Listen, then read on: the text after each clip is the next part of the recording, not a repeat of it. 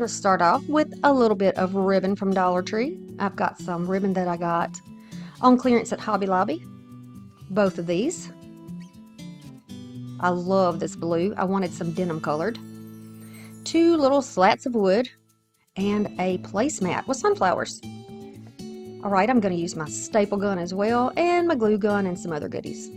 So I'm going to add some Gorilla Glue down here. On here I have kind of centered it in the middle, so this is going to be the top. And I'm going to place it down in that glue, and then I'll go back over it with my glue gun and staple 3. 1 in the middle, 1 on each end. I'm going to turn it around and do the other side. Now, be sure that you are using staples that are the appropriate length for the project that you are using. You do not want to staple into your table. So none of those heavy-duty woodworking staples. Those really long ones, you don't want those. These are kind of short. I had a misfire there. And that's all you need to hold these together. So now we have the structure. What a beautiful print. And I love the blue on here. We're going to make a hanger for it. And I'm just going to tie a couple of knots, one on top of the other, until I have it thick enough that it won't slip out of a staple. I'll do the same thing on the other side, and then we can flip it over. Now, you don't have to leave your hanger this long if you don't want to. I just like the look of a long hanger on this type of a hanging sign. But you do what's right for you here. Now, I'm going to staple so that the knot does not slip out. And then just to keep it from sliding around, I'm going to use some hot glue right between the knot and the staple to keep it all in place. You can trim off your excess. Let that glue dry before you lay it on your table, or you will glue it on the table. And I have done that before, but it's been a while.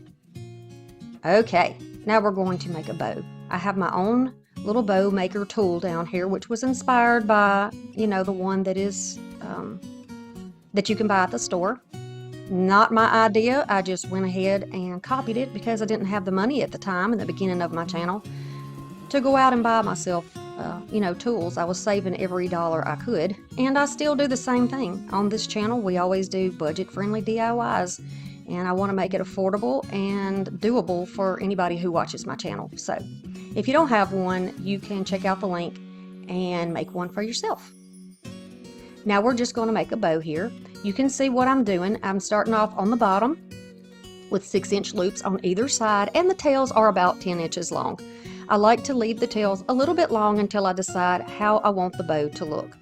Now, I didn't have very much left of this beautiful ribbon, so I am just going to do what I can with what I have. This next layer of bows is going to be 5 inches, so we're going to make it a little bit smaller. This does have a very light wire in it, very light, but it's enough to give it some structure, so I'm happy with that. Be sure you check at Dollar Tree when you're looking at the crafter's square, and make sure that if you're needing a wired ribbon that you're actually getting that wired ribbon, because some ribbons, and actually a lot of the ribbons they have now, do not have wire in them. So just be sure that you're getting what you need before you purchase it. But Dollar Tree, you can take things back in and return it and swap it out for something else. So if you need to, you can do that. Now the sunflower ribbon is going to be in 4-inch pieces. It may be a little bit closer to 3 inches. It's a little shorter here. Y'all know I don't go by any type of a format when I am doing my crafts. I go by my gut, and I just do it. You mess up, you just do it again. You don't like your bow, it's not tied together yet, take it apart, start over. Not a big deal. We don't want to be too harsh on ourselves, is what I'm getting at. You don't want to be too hard on yourself. Okay, so we're going to slide it off with a pipe cleaner and just twist it around the middle. Nice and tight so that they don't come loose when we are fluffing, because we fluff. A lot of fluffing. And I fluff all the way through. You can wait till the last minute to fluff your bow if you want, but this gives me an idea of how much space it's going to take and where I need to put the bow based on how big it is or how much space it's going to take. I hope that makes sense. I'm going to dovetail the ends of the blue one and then the other blue one, and then the sunflower I will just cut sort of at a slant. This is real easy. If you want to do, if you don't like the little split tails here like this, the little dovetails, you don't have to do this. You can always do just a slant. I just recommend that you don't leave them straight across the bottom because a lot of ribbons will fray that way. So, you know, you just make it look pretty, make it look like you did it with intention and purpose, and it's going to be fine. Okay, so I decided I wanted some more of the sunflower pattern. So I'm just going to make a little bow and I'm just going to stack it on top. This is the same type of bow that we were making on the bow maker, but I'm just doing it by hand rather than dragging that back out.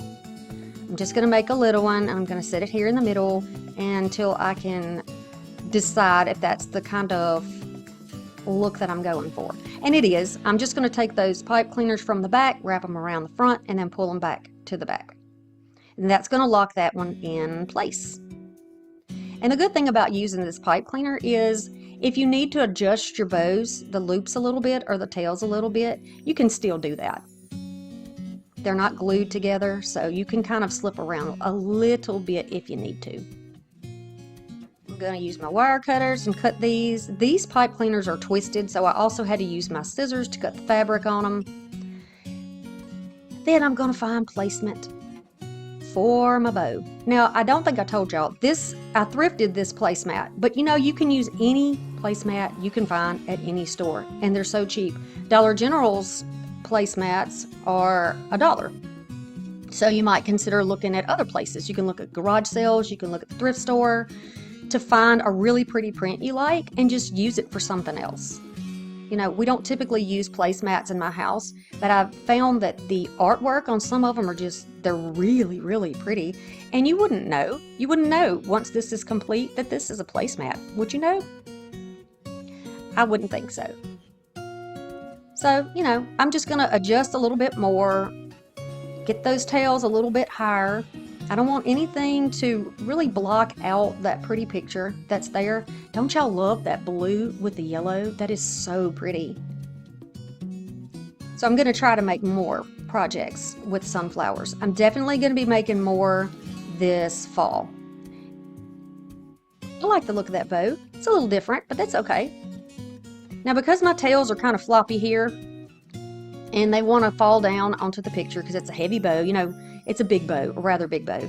I'm just going to use a little dot of glue to just kind of put those tails up out of the way. I'm going to use a little scrap of foam to go on the back of my sunflower, which I pulled off the stem. You can see here that I'm adjusting that smaller bow so that it will hopefully extend past the size of that flower. I didn't anticipate putting the flower in there to begin with, or I would have made this a little bit bigger. You know, I would have left the loops longer on the sunflower one.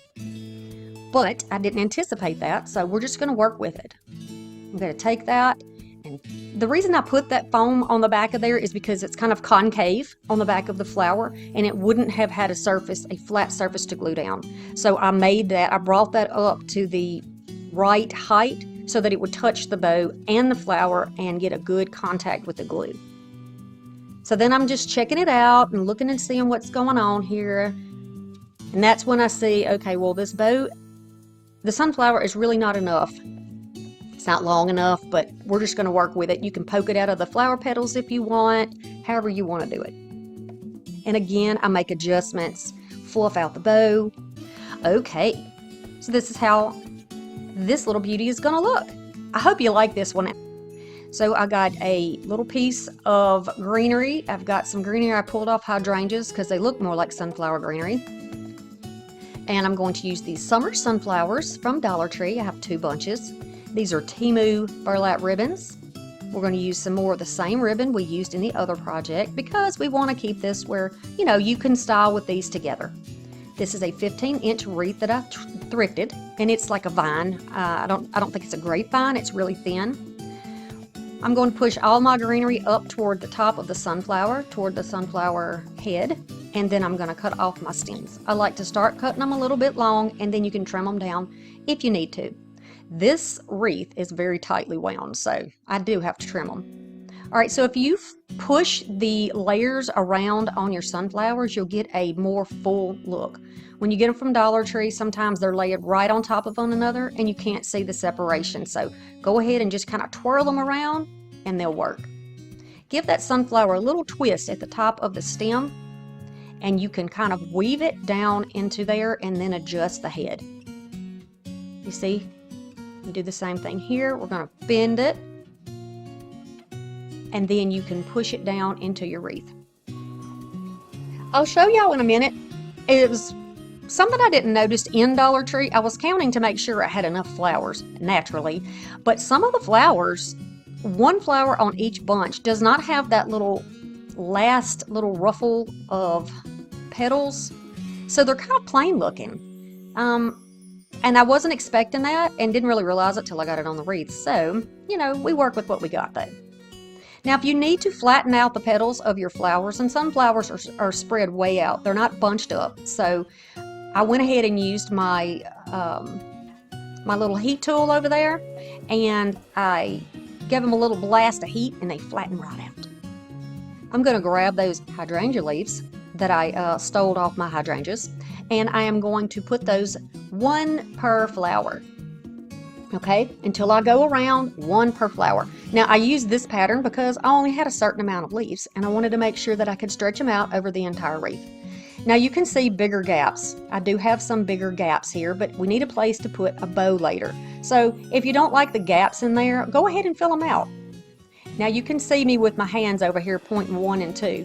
I had enough greenery here that I could go back and every other sunflower add an extra leaf. So that's what I'm doing. I'm just adding one in every other flower. So 1 leaf here, 2 leaves here. I hope this makes sense to you.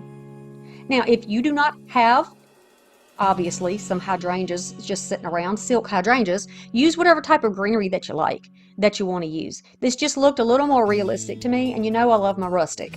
I'm a rustic girl, always am going to be a little rustic and woodlandy, so I wanted to have that in there. Plus, I like that dark green against the lighter yellow. I'm going to pulled all these off of the pig, and I'm going to use them separate because I can really stretch them out better this way. And I love that little flyaway look that this has. So I'm just going to add one to each little set of leaves and flowers. And I'm going to have them sort of facing toward the outside of the wreath, not the inside. We got something else we're going to do toward the inside, but this is it so far. And you could stop here if you wanted to, but you know I'm not going to, right? You know me. Baby's breath and some spike. We're going to cut this off. These are some pieces that I thrifted, but you can use what you get from Dollar Tree. Certainly. Save your money wherever you can now. I'm cutting that pig apart because we're going to stretch it as far as we can, right? I'm going to add one to the inside, one to the outside. See? Now this one will go on the inside. I'm just going to feed it down into the top inside. I guess is how I'm going to describe that. The top inside. Because it's going to be on the top surface of it. It's not going to be, we're not going to add anything underneath. So here we have all the baby's breath. And I did miss a section, but I'm going to go back and fix it. You can see right between where my wrists are, I missed a little piece here. I messed my pattern up, but I fix it. And I'm going to go in here with the spike. And I'm going to add these to each, every other little sunflower patch. Every other one. Look at the blue. I'm just loving the blue with the yellow. So pretty and so summery. I love this look. It's so pretty. It's pretty, it's dainty, and it's affordable. I love it. So let's add a bow, but this time we're going to add something different. We're going to go to 8-inch pieces. We're going to get 2 pieces of, this is actually like a linen ribbon with wire in it, but it looks like denim, which is, I love it. It's so pretty with the yellow again. I'm a little obsessed if you can't tell. And then I'm going to dovetail the ends. I'm going to do 2 pieces. That's going to be the bottom. Then I'm going to cut my sunflower pieces into 8-inch strips. Also, this is going to be a little stacked bow. And then I'm going to do the same with the brown and the yellow burlap. I'm going to cut them at a slant, and I'm just going to cut the same upwards direction on both ends of each one of these. They're smaller, so, you know, I'm not going to do all that extra little trying to dovetail these tiny ribbons. See, upward, upward, upward, upward, and then stack them along like this. You can grab a piece of jute, and you can use scrap jute. You can use the cords that you took out of your signs. You know, the little hangers that you take out of your signs. Save those things. You can use them again. And then go and tie a knot in the middle. Now it's going to flip up when you tie it. That's okay. That's just because of the width of the bigger ribbons underneath there. We're going to fix it. They have wire. Just remember that. The ones on the bottom, they have a little bit of wire. So you can just pull that apart. Kind of flex it a little bit so it's got a little dimension to it. And then you're going to pull your little pieces of ribbon apart and around. Then I'm going to go up to where I left a little gap here. And that is now going to be the top. I'm going to take that same piece of jute that we tied it together with, and then I'm just going to tie a knot on the back. And then with the tails that are left, I'm going to tie a little piece of a hanger. And it'll be right directly under the bow, which makes the bow the top of the wreath. One little knot here, and then I'm going to trim it even. Now we have our little hanger. I really want to know what y'all think about this wreath. Do you like this wreath, and are you going to try it? This was not a hard wreath to make. You practically do the same thing all over the entire wreath. Anything that you don't like or don't have, substitute it for what you have or what you prefer.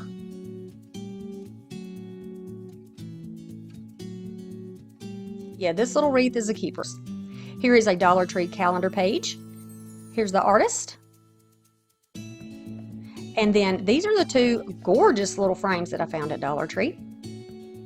Here's the info. I'm going to take those apart. Now you see the back looks different, but the front finish is exactly the same. I'm not worried about that. Take the backing, the paper, the glass, take it all out. Also, you can go ahead and take out those little holders if you would like. I'm going to just use the flowers off of this page. So I'm going to go around and just roughly cut out some flowers that I like. Then I'll grab my small scissors and do some fussy cutting. This is the detailed cutting where you really get in there and make sure that you cut off as much of the background as you can. So I'm just going to use some tools here to pull this out, some little pliers. And don't worry if a little piece chips off. Mine did too, but you're not going to see the back, so it doesn't matter. And it doesn't damage the structure. This is some gorgeous burlap that I found at the thrift store. Y'all, a brand new roll with the tag on it at the thrift store. I'm going to cut two pieces out, and this is going to be what our backing is going to look like. I think that the black and white is going to be really pretty with the sunflowers. And if you are into, you know, more of a farmhouse look, this may be the one that you really like. We're going to have a lot of options with these too, how you can use them. So I'm just going to fold it over the backing, or the, yeah, that's the backing of it. It's got the little kickstand on it. And we're going to pull that across, a little hot glue, and then I'm just making sure there's no wrinkles. I'm not pulling it too tight because it's just cardboard and it will bend, but I'm pulling it enough that there are no wrinkles and that pattern can stay the same. I don't want to distort my plaid. So I'm going to just do the same process. If your little ends poke out when you fold the two side sections over, just get your scissors and trim it up. You're not going to see that. It's okay. Let's not be hard on ourselves with crafting. It's supposed to bring us joy, right? Okay, and we're going to do the same thing with the other one. Now, once that's complete, you can start trying to find placement for your little sunflowers on here. Any way that you like it is going to be fine. If you don't have sunflowers or like sunflowers, go ahead and grab any calendar page you have and cut out what you do like. I'm going to use some of this clear school glue. I have never used this on a project, but I found it at the thrift store and thought, hey, let's give it a shot. Let's see how it works. So it's very runny, so just be careful with that. I'm just rubbing it all over the back, kind of spreading it out. I'm not putting like a ton of glue on there, but I'm spreading it out. All these little edges, so nothing flies up and out of the way.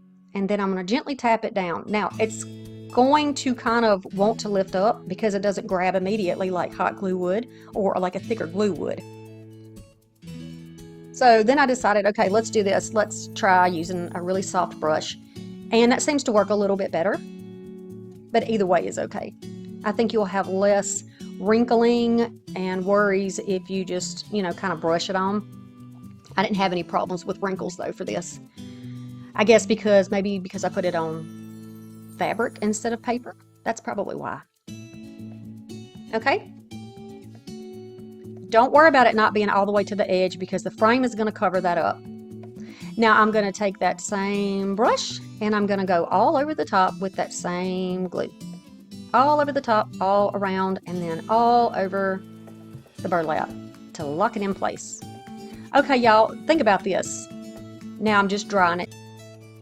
Okay, so here we go. I'm using some antiquing wax on a wet baby wipe, and I'm gonna go all over this. I love the rustic look, all the chippiness and the farmhouse look of this, but I do not want to cover it up with paint because I want to see that grain underneath. So I'm just using the wax. Let that dry before you put anything else together. Then I'm going to put the backing on. And since we took out the little tabs that hold it in place, I'm just going to use glue to seal it back in place. I've done this before on other projects and it works great. You can go all the way around or you can just do the sides. Give it a chance to dry, flip it over, and here are your pictures. You can arrange those on the wall. You can put them side by side. You can put a hanger in between them. You can use them on a wreath. Whatever you like, whatever brings you joy. Here's the beautiful sign. My hanger has it looking like it's a little sad, like it's bending downwards. It's really not. It's just that wreath hanger that I'm using to hold it up. So don't be confused. Here are the little framed pieces and the beautiful wreath. I hope that you have got some sunshine in your day. We're going to be using some antiquing wax in a chippy brush, of course. This is a Dollar Tree sign. Picked this up early last year. Very nice. It only has a little bit of glitter on the wording, that yellow wording on the top, Sunflower Farm. Otherwise, very nice and rustic farmhouse. This is a door that somebody else had used for a frame, and I'm going to be using it as a frame as well. I'm going to use my sharpshooter. All right, so we're just going to start off by adding some antiquing wax. This is just, I put it on a piece of cardboard. You can use anything you want, but the important thing is you want to have enough room that you can load that brush up and then take a lot of that paint or that stain back out. Wax, y'all, the word is wax. All right, so I'm going to move this around on the edges because this is just entirely too clean for me. It does have some chips already in the paint and some scratches, which is great for me because I didn't have to do any extra work. And I'm just going to, age it up. I like the look of this, but if you don't have to do this. And really, I think this frame would also be really pretty if you did a crackle finish on it. It's just whatever you think. I'm kind of going along with how I felt when I looked at that sign, and the edges looked kind of chipped, like a chipped paint, and so I thought, yeah, we're going to go ahead and just age it. And the fact that this is going to be darker than that print we're using is going to make that print really pop and stand out. So I'm going to go over all my surfaces just back and forth, and in all the little depressed areas. There's a lot of dimension in this little door, and I want to take advantage of that by really getting in there with that wax where you can see each of those little levels. So far, this is how it looks. Be sure when you're working on pieces that you are doing all of the surfaces that are going to be seen. So potentially you would see the sides of this and the top and the bottom. So we want to give that the same look. I dipped into my wax and put it on a small brush, and on that very last raised area closest to where the print will be or the sign will be, I'm going over that with a good thick layer of wax. I like the depth that it gives. You know that word we like to use as crafters, depth in dimension. But it is a thing. It's a real thing, y'all.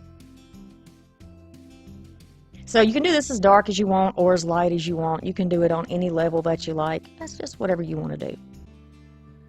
Before you start any layering, you need to dry, because otherwise it's just going to be kind of muddy. Everything's going to smear together. If you like that look, that is completely okay. But I like to dry in between mine, just so I can see what I'm doing, really, you know? Now I've got some distressing spray, and this is actually something that you would use on paper. This takes a very long time to dry, okay? Shake your bottle up, choose what color you want, and prepare your surface.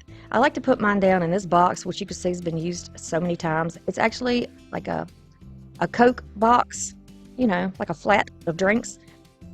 So I saved it, and it works pretty good for this. I still get some overspray from time to time, but you know, it works. You can see the little speckles and the little spots all over this. It's kind of a primitive, I guess you would say, kind of a primitive look. So I'm going to dry this as much as I can, and then with a dry towel, I'll just pat off, not rub, but pat off the little dots that are still sitting on top. I'm going to do the same thing here on frame. I'll go a little heavier around corners, just because that's my choice, but you don't have to do it that way. And then you'll want to dry that as well. Once everything is dry, the sign and the frame, I'm going to flip this over onto the back so that we can put this in place. I'm just sort of lining it up between the little hangers that were already on there. And I'll use my sharpshooter with some shallow staples. That's a mouthful, tongue twister. And I'm just going to attach it in the back. You could use some screws here. You could use some little nails. You could use maybe a hot glue. But the thing is, a lot of times with these signs from Dollar Tree, they don't lay flat. They're sort of bowed. So I'm going to make sure that it stays down with the staples, and then I'm going to use some duct tape to go around the edges. Because duct tape is very strong, it's going to stay down and hold that in place where I attach it. So I'm going to put it down on partly onto the back where you can't see it of the door. Press that down, and then I'll push the sign down and press that down on top of it. This will keep it pretty flat and pretty snug up against the back of there, and I want that to happen. I don't want you to see gaps and all that inside of there. You know, the details do matter when you are trying to achieve a budget-friendly high-end look. Because we're using Dollar Tree pieces doesn't mean we need it to look like it came out of a dollar store, right? We can really snazz things up and save our money when we use inexpensive items. All right, so now, if you're enjoying the video, it would be wonderful if you would give me a thumbs up and share my video and let me know, you know, if you're liking these crafts.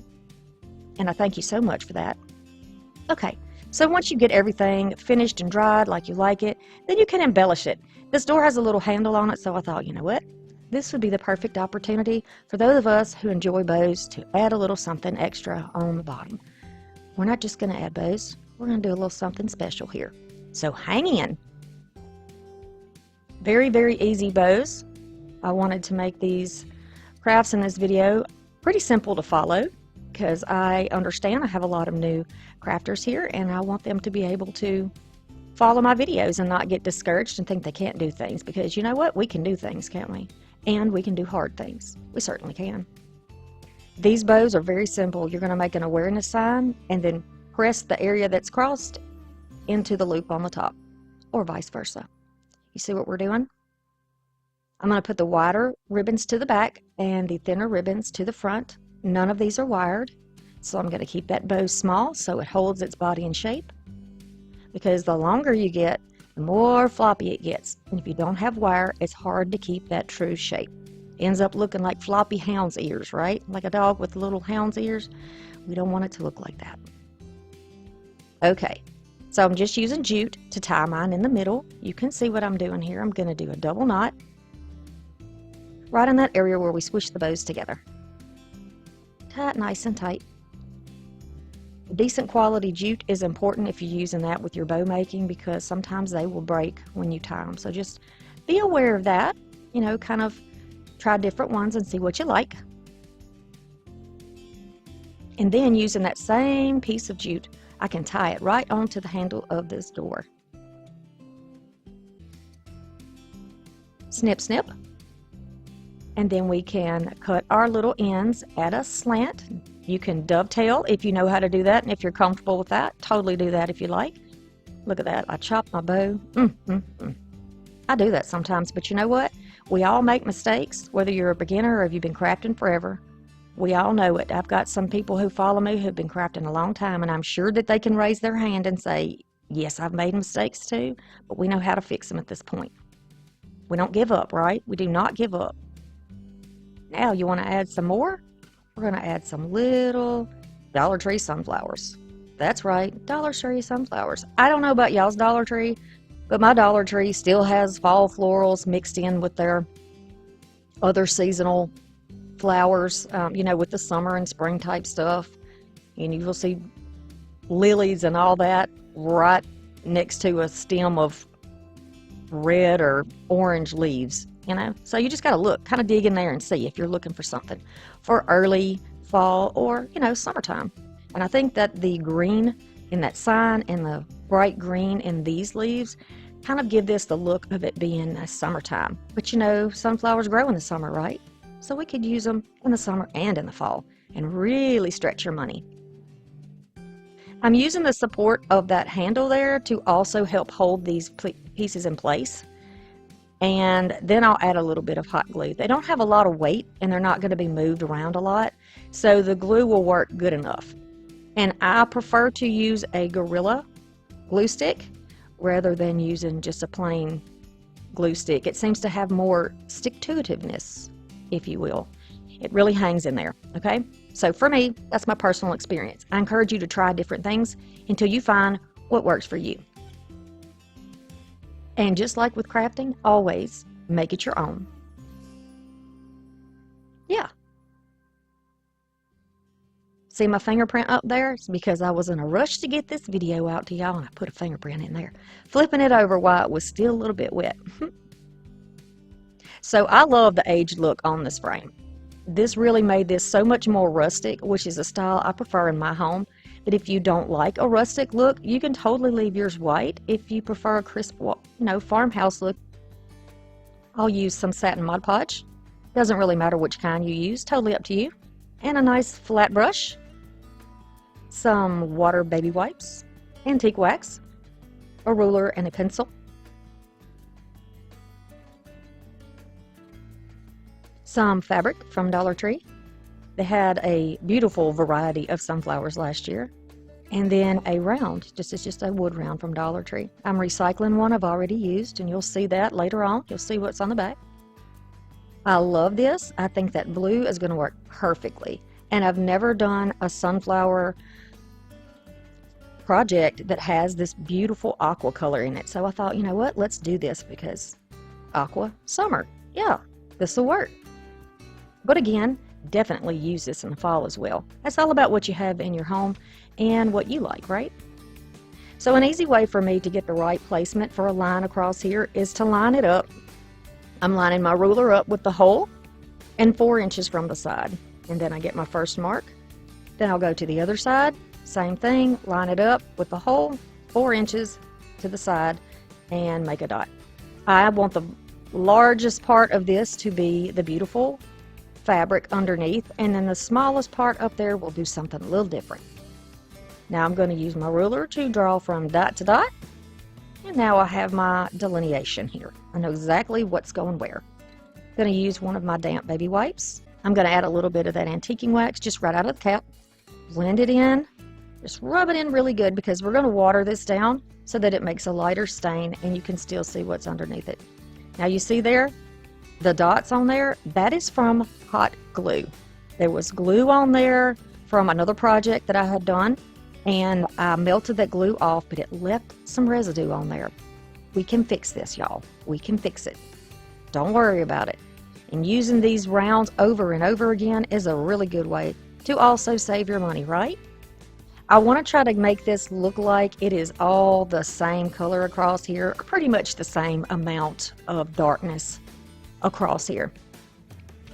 So these areas, I can just sand them down.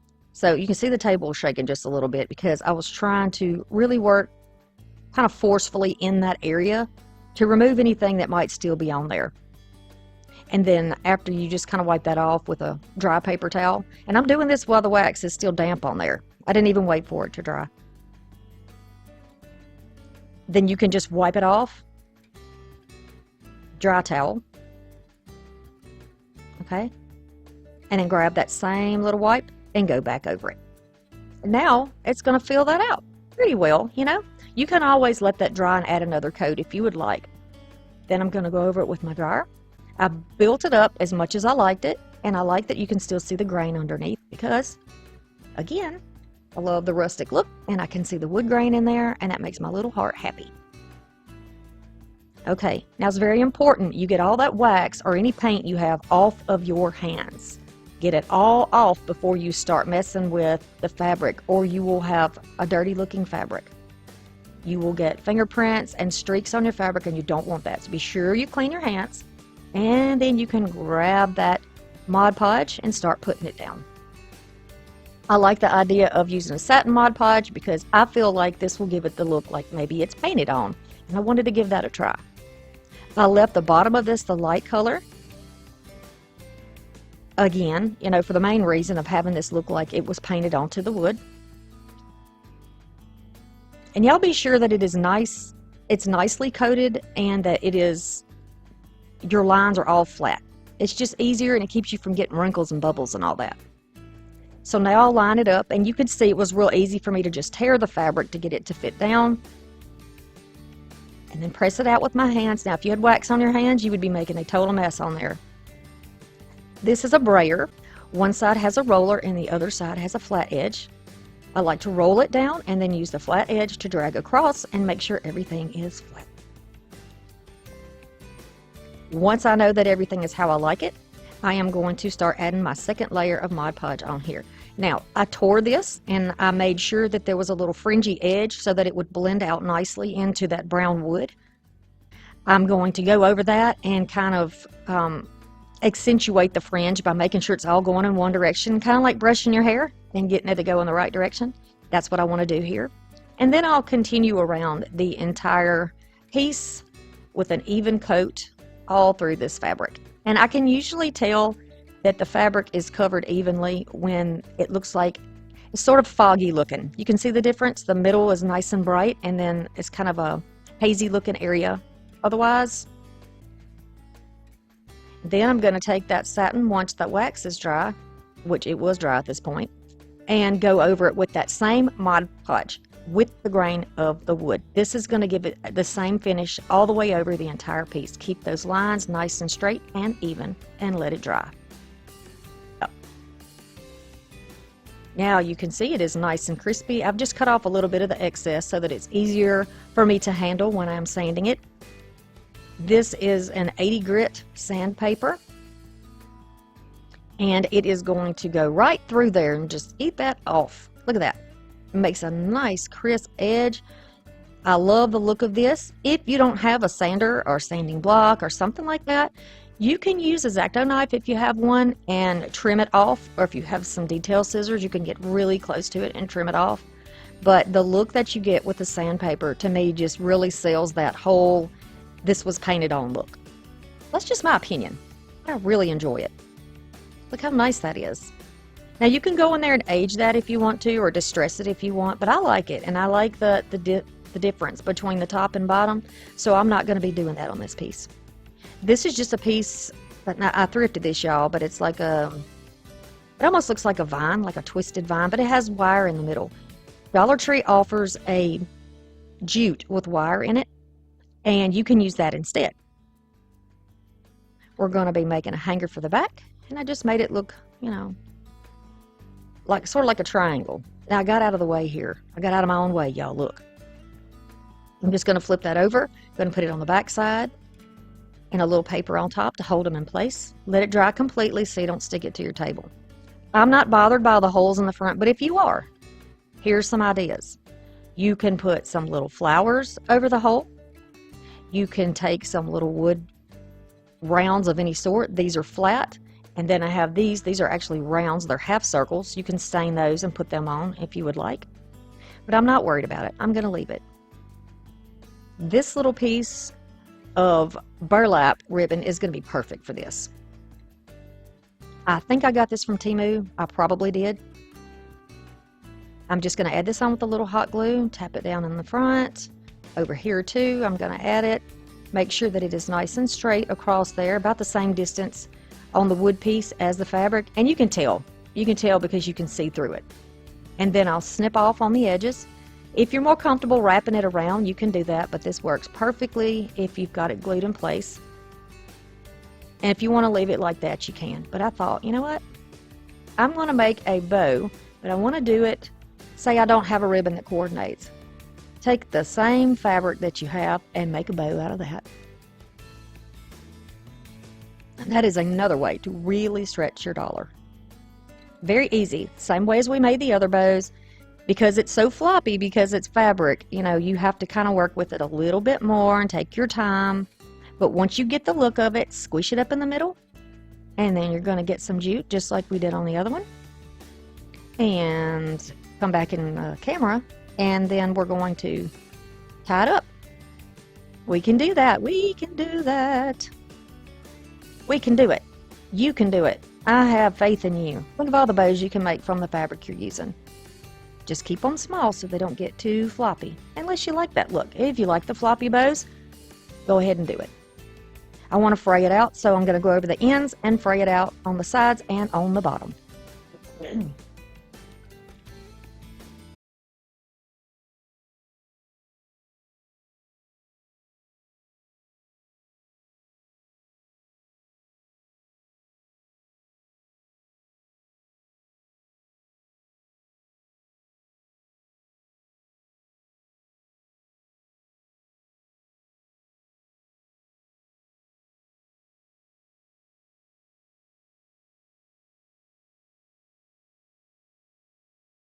All right, so now we've tied it on there. We've got it all wrapped up. I've got my bow on the side, and I'm happy with that. I'm going to put a little flower right in the middle, and we're going to call it. If you want to put a welcome sign on there, if you have a Cricut and you want to add something to the wood area, you can do that. I don't feel like at this point in life we need to put a word on everything. If you want to, that's fine. But for me, I've gotten a little bit away from all the wording. That's just my personal preference. But like I always tell you, I want you to make it your own. And I know you are. I know you are. Okay, so this is how it's going to look. Y'all, I've got this chair. You see what it's hanging on? That's actually a chair that I deconstructed to use to hang my stuff on. How about that? It's pretty cool. So here is our wreath form. It is a foam wreath. You can get something similar at Dollar Tree. And here are the fabrics I'm going to use. These are all from Dollar Tree. Look at the different variety. This was all from last year. So if y'all have got these things from last year, which I hope you do because that's the whole point of me doing this video. So y'all can do this early if that's what y'all want to do. The beautiful prints. Oh my gosh, what a lovely way to show off these prints. I'm going to take these and unfold them. We're going to go long ways down here and rip them in half. Then we're going to continue long ways. You can make little snips right in the bottom, about an inch apart. I'm not measuring, but about an inch apart, and pull, and you're going to tear off your strips. This gives it a raw edge. This is so fast, so much easier. The pieces are even. It's wonderful. We're going to do that to the fabrics, and then this is how we're going to wrap it around this wreath. I only used the 3 prints, and I used every bit of this on this wreath. Okay, so be prepared. You're going to use it all, but I didn't need extra. If you use 11.8 inch wreath, pretty much 12-inch wreath, right? Okay, so I'm just going to I'm going to wrap those around, and you can see how I'm laying them down. I double them in half. Okay, the loop or the folded side goes on the inside of the wreath. I'm going to take my fingers, put in that loop, open it up, pull that through, just like that. Do you see? And it gives you the perfect length to get just a little bit of flop, but a lot of impact, I think. This is such a cute little wreath. I hope that y'all try this. This is really, really cute. Now, it's fabric, so I wouldn't put this wreath outside. It might if you live in a place that's humid, you might end up with a little bit of mildew on it. So this needs to be on the inside. This would be super cute if you have a storm door and an inside door, because then you could put it right in between. That would keep it safe and pretty, especially when you see how we finish it off. Okay, so y'all got how we got it on the wreath, right? You see how we're twisting that? And then if your fabric flips over, just flip it back. It's no big deal. I recommend you do this while you're watching a movie or listening to a podcast or visiting with your kids or your grandkids, because the ripping it and then putting on the wreath does take a little while, but it's not that big of a deal. It's just time, right? It's just time, and you can do this when you're doing something else. Okay? Keep those knots lined up if you can. You can see the front and you can see the back of it. Keep them lined up. All right, you can see how much is on there already. Isn't that pretty? I love that. You could do this with so many different fabrics. If you can't find the Dollar Tree stuff, but you find other fabrics you like, by all means, take this inspiration and do it. And I wanted to remind y'all that you are not alone. You are never, never, never, never alone. You are being prayed for, whether you want it or not, right here by me. I pray for all my subscribers, all my viewers. I send you happy vibes. I think the world of y'all, and I want you to know that you matter to me, okay? You matter.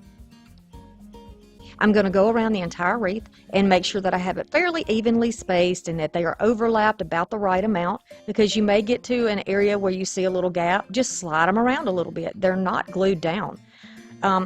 If you want a little more security on your wreath, it's really not necessary if you're not moving it around, But if you do, you can just take a straight pin and poke it right through the foam, right through the knot, and right into the foam.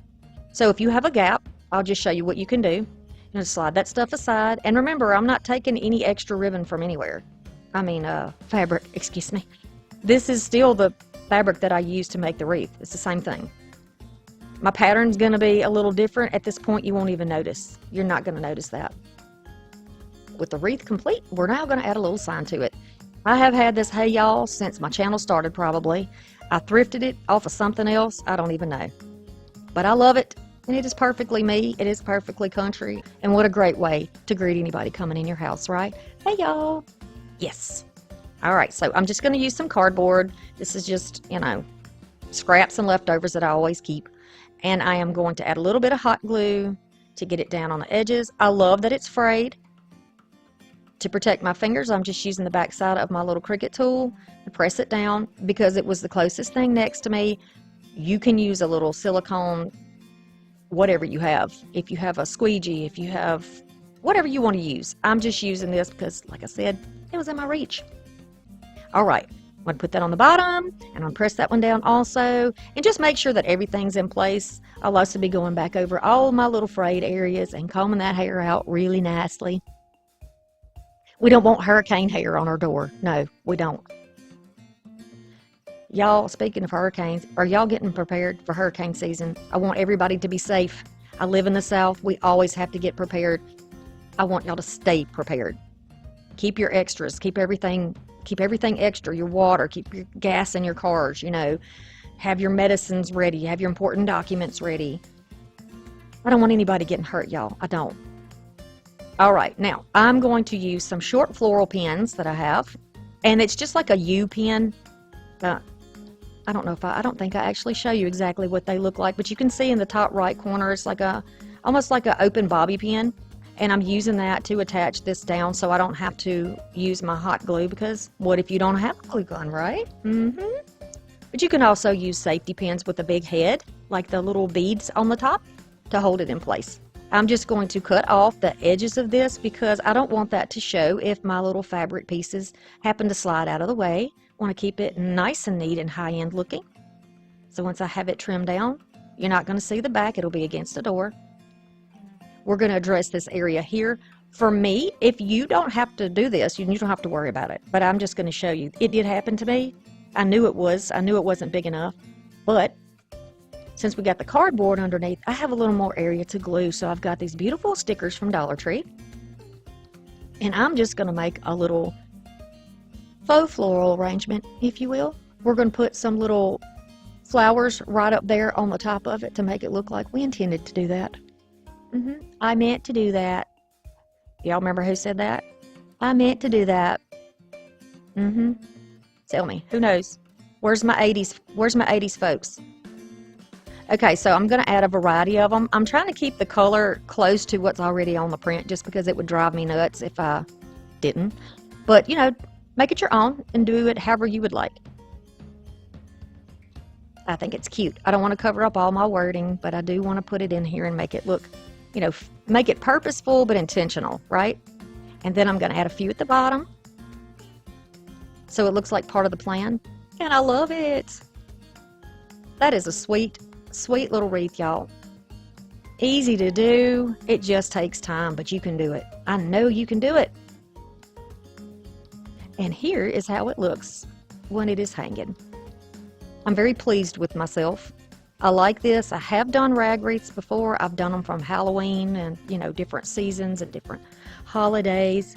But I really like this because that yellow is making my heart so happy right now. So here is a home sign from Dollar Tree.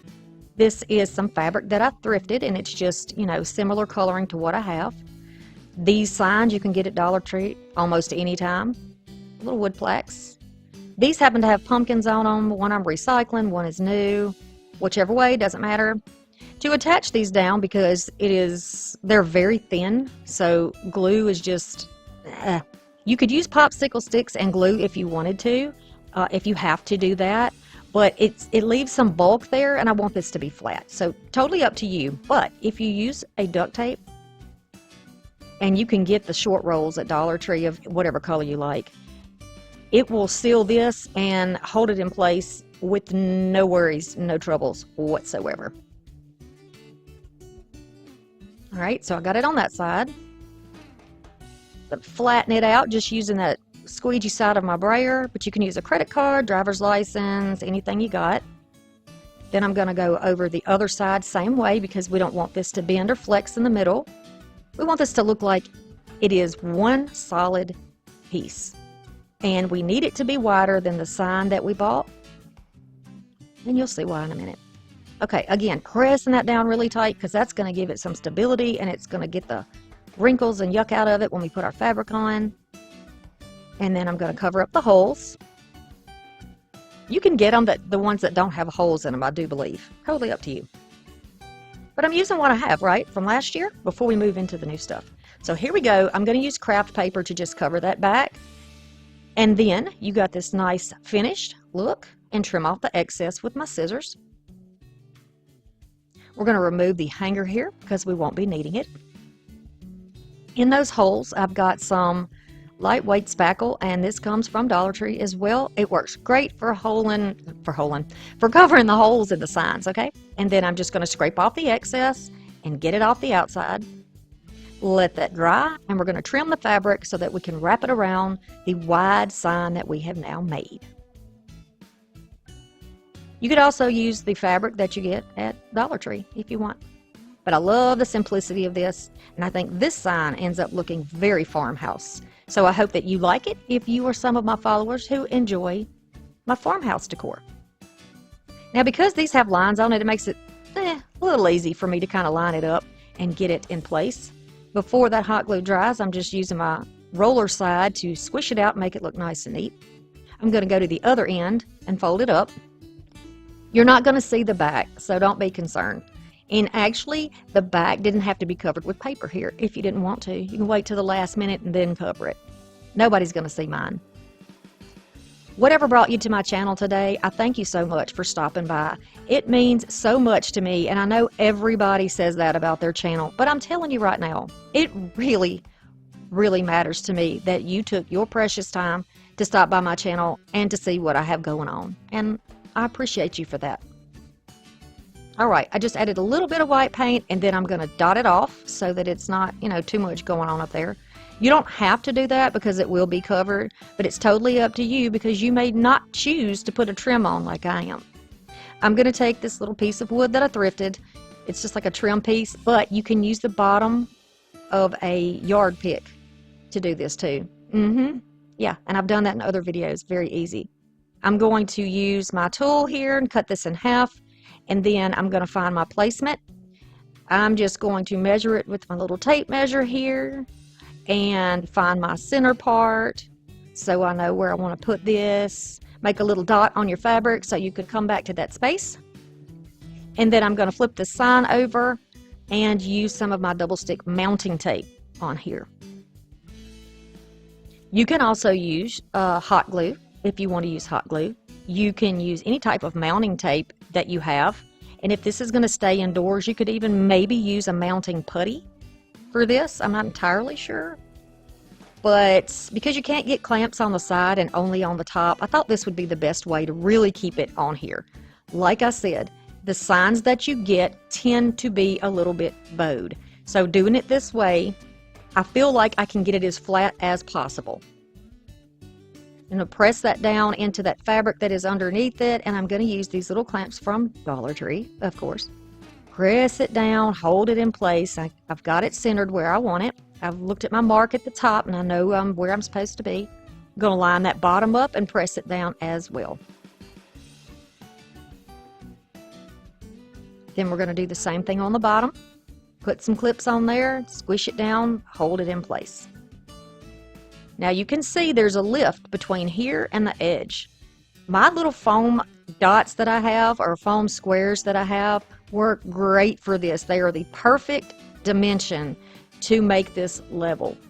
I only have 4 left, but if I had strips, I would have used strips all the way across so there would be no gap. And I also painted these with a little bit of brown paint that's the same color as the wood to make them blend out once it is all set up.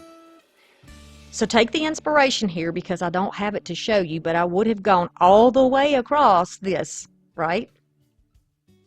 I'm going to add some hot glue here. I'm going to add some hot glue on the sign, because now the sign and those little sticky things are the same height. So now it's the perfect level spot to add on our piece of wood. I'm going to add clamps here, but I'll show you what to do if you don't have clamps, okay? Just clamps to hold it in place until my glue is dried, because I don't want anything bowing. Again, like I said, things have a tendency to do that. It's not real wood, it's like an MDF, so I want to make sure that it stays in place. I'm lining it up. These do hang over the sides slightly. That's the look I was going for.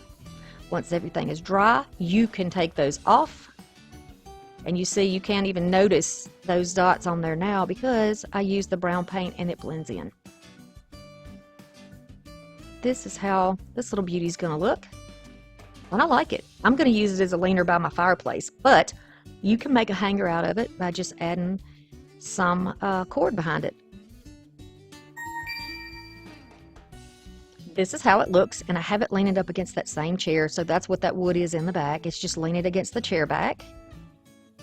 And I think that this is a beautiful little sign that would definitely get you through all summer and fall.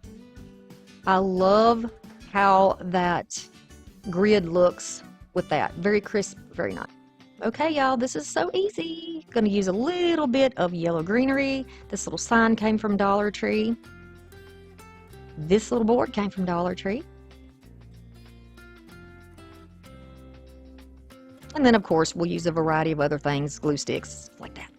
All right, I love how this looks. So chippy, so pretty. Dollar Tree did a very good job on that sign. Very, very pretty. I'm going to grab my wax again, a little bit, tap it off, and then I'm going to go all the way around the edge of the sign. Remember what I have told y'all before. This is wax.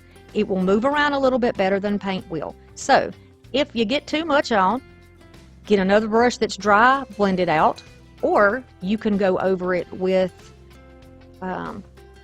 a wet baby wipe, like a very damp baby wipe, or you could say I meant to do that, and you can leave it like that. Nobody knows the history of your crafts, right? I mean, really. Okay, so now I've got all the edges done here. I feel like this looks a little bit better together. You can go over your frame here with a little bit of the brown too, but it does have some brown in it already, so I'm just going to leave it like that. You can use hot glue, or you could use mounting tape, and I'm going to use a variety, and I'm going to use a little bit of both. I'm going to add my glue here. Be sure you know where you're putting this. You might need to make lines with a pencil if you need to, so that you line it up how you like it, or you can use the lines on the board, whichever way you want to do it. I kind of like to eyeball stuff. That's just me. I kind of like to eyeball stuff. Now that we have this together, I'm going to go back over right in the areas that are not already addressed, because if this was on a wall, it would collect dust in the groove between here. So I'm just going to go ahead and take advantage of that, smear that all in, color that all in, and give that a little more of an aged look. Just like that. Very subtle, right? And now we can add our greenery to the top. This is very simple.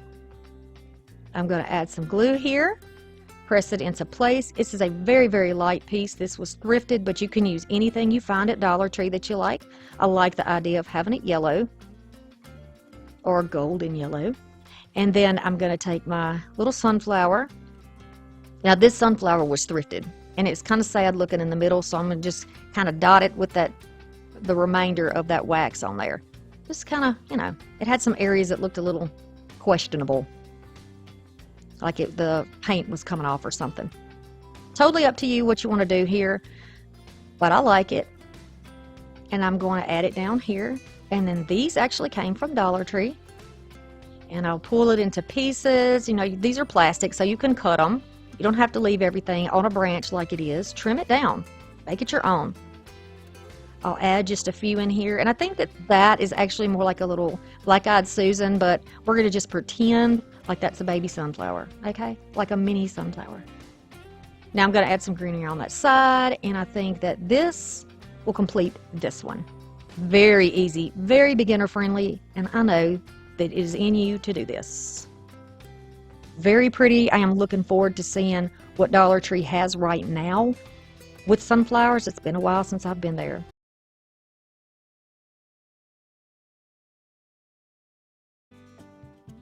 We'll start off with some Java chalk paint and a brush. This is a very dark brown. A sanding block. A sunflower. Beautiful little sunflower. Some leaves. I stole these off my hydrangea. And then I have some of these butterflies that are paper, and they came from Dollar Tree in a big pack. Some of these little corner pieces. We'll need 3 of these. And this is a sticker or a decal from Temu. Not sponsored, not sponsored. Here's the measurement approximately, so you can use whatever print that you have if you want to get decals or window stickers from Dollar Tree or Dollar General. And here's the frame I'm using. This is thrifted. You can see the damage on it that I'm going to do a little repair on. Looks like somebody DIY'd already with it, but we're going to clean it up. No problem. And then this is just a piece of heavy cardboard, I guess, or I don't know. It's almost got a plastic coating on it. I've been using it to spray paint with, but we're going to use it for this. And then I'm going to use some E6000, the glue gun, the heat gun, all the typical little things we use. I'll heat up all of this glue residue that's on here, and then I'll take my scraper and I'll just scrape off, you know, anything I need to scrape off on here. Clean it up, you know, make it almost good as new to use in our next project. I don't want to leave any of this stuff on here. Then I'm going to give it a good sanding. Now this is more of a farmhouse style piece, and I'm just going with that. Like rustic, and most of the things that we're making today will be rustic. So I hope this tickles your fancy today. We're going to sand off both sides, of course. This is sort of a rough wood, like it was handmade. So I'm just going to go in and sand everything so I don't hurt my fingers, right? Injured fingers for a crafter who has a YouTube channel is bad. It's very bad. I don't want to hurt myself because I need to keep putting that content out that I promise you I'm going to put out twice a week, right? All right, I'm just going to use some spackle. You can use wood filler, but I feel like the spackle does a good enough job for me to fill in the cracks around the edges because it is not completely flush. I don't want anything to interfere with the finish we're going to be doing later, so I'm just showing you how easy it is to fill this in. The lightweight spackle that I have there is from Dollar Tree. Once it's dried, you know, you want to sand it all down too, get it all nice and smooth. And then once it's dry, I'm going to go over it with my Java chalk paint. You can use acrylic paint if you would like. I think that you can crackle on acrylic paint. I'm not completely sure, but hey, if you're on a budget, grab some of the chalkboard paint that is black from Dollar Tree and give that a whirl. See what you can do with that. We're going to take school glue. I do have a crackle medium, but I'm using the school glue because pretty much anybody has access to school glue, right? So I'm going to take a chippy brush, just a rough textured brush here, and I'm going to start putting down my glue. Now, it is my understanding that the more glue, the heavier glue you put there, the heavier the crackle. And the lighter the crackle. I really couldn't tell you for sure. I've never done an experiment and put anything side by side, but I did notice that in some sections it was lighter, in some sections it was heavier. You can be the judge of that yourself, right? So I'm just going to add this on that dry chalk paint. Put this all over, smoothly on the sides. It really doesn't matter when you put the glue down, in my experience, what direction you go in or anything, as long as you get it on there. And the technique that I use, I found on Pinterest, so I'm just going to go with that. And before it dries, we want it to still be wet. I'm going to grab some ivory chalk paint, pour a little out so it's easier to work with. Now, from what I read, because I had a little trouble with crackling, I don't know, in a probably a recent video, and I didn't get the crackle that I wanted. So my understanding is, first off, I thought, okay, you can only go in one direction, and that's it. So I was leaving pieces that weren't covered because I was afraid I would get it messed up. But then in this other one, I saw that as long as you don't mix the paints, so it's in the amount of pressure you put in your brush. So as long as I'm not mixing that upper layer into the glue underneath, then it should work fine. And I'll go ahead and tell you, spoiler alert, it worked beautifully on this piece. Beautifully. So, do whatever technique you like, and you don't have to do crackle if you don't want to. You can do one solid color if you don't like a rustic finish. So, enough said. I feel like I went on too long about the crackling, but I feel like it's important for those who are just learning. Now I'm going to take my heat tool here and go over it. And I don't want to get too close because it will bubble. I did learn that. Not the hard way, because it's not a bad thing when it bubbles. It actually does give it more aging. But see the crackle on the bottom? You can see where it's starting to pull apart. So the glue and the paint are separating down there. And you can see the amount of time it takes to do this. It's heavier on the edges. So I'm going to focus a little more time there to get it to crackle. And you can see that, oh, I love it. I love that. That's so silly, right? But I don't know. I love that. I think I just love everything I do as a crafter. Even when I do things and I make a mistake, there's always an opportunity to learn something from it, right? So I encourage you to always try to make something your own. Don't try to be like everybody else, and don't ask for permission. Just get started. If you want to get started, just get started. Jump in there and do it. It's paint, it's glue, it can be sanded off, it can be painted over, right? Look at the finish. I absolutely love it. Now it is not completely dry, so I'm going to go ahead and go around. And this, instead of crackling this, I'm just kind of lightly dragging the brush and paint over the inside, and then I'll paint the back side as well. I want it to have a nice finished look. Okay, so the front of this is nice and clean. It's a papery texture, and we're going to put this down on here. I thought this would be a good idea because it's not cardboard, like a heavy cardstock that's coated on the back, I guess you could say. And for one thing, I'm recycling something that I used for something else. Obviously, it was trash, so this is a trash into treasure. And just to show you that, you can use what you have. You don't have to rush out and buy something new, right? So this fit, and I had already cut it down to be the right size. And I'm just going to drop it down and start putting it in place, right? And don't be disturbed by the fact that the back of it is green spray paint, because I'm going to go over it and paint it with that Java. So don't be worried about that. I'm going to clean it up on the back. You got to be careful when you put down decals. For me, if I put it down sort of in the middle first, I kind of stand above it, see where my center is, and then put the center down, and then let one side drop as I hold the other side. Probably sounds confusing, but that's kind of how I do it, and I do this all the time. So Maybe that will be something helpful for you as well. But look how pretty it is. And this allows us to have a backing, and I don't have to do a separate backing, right? It's a nice, secure, thick, heavy piece that I don't have to add extra backing to. How perfect is the crackle finish to that? I love it. So here's that ugly old backside. I am going to go into each of the corners here. Now I'm just trying to make sure that it's where it needs to be, holding on to it while I flip it over so it's in place. And then I'll slightly lift up by holding it. See, I'm holding like the side of my hand to hold it in place so nothing slides. And then I'm going to put like an X in each corner and press it down. So here's the second corner. Put like a little X there and press it down. You can do it any way you want to, but this way I'm not having a bunch of glue that's spraying out. And once that's done, I'm going to go along the edge of it with my glue gun to just kind of seal it. Yes, I have a staple gun, and yes, I could have used a staple gun, but for those of you who don't have one, the glue will work, okay? Now I'm going to take my little sunflower and just show you here on this. The sunflower is fine like it is, but if you have a wrinkled flower that you're using, or it's out of shape or bent or twisted, you can just use a little bit of heat from a blow dryer or a heat gun like I have, and just blow dry it, and it irons the pieces out like new. Now here is a cloth that I had already been using to antique some things, and it already had the antiquing wax on it.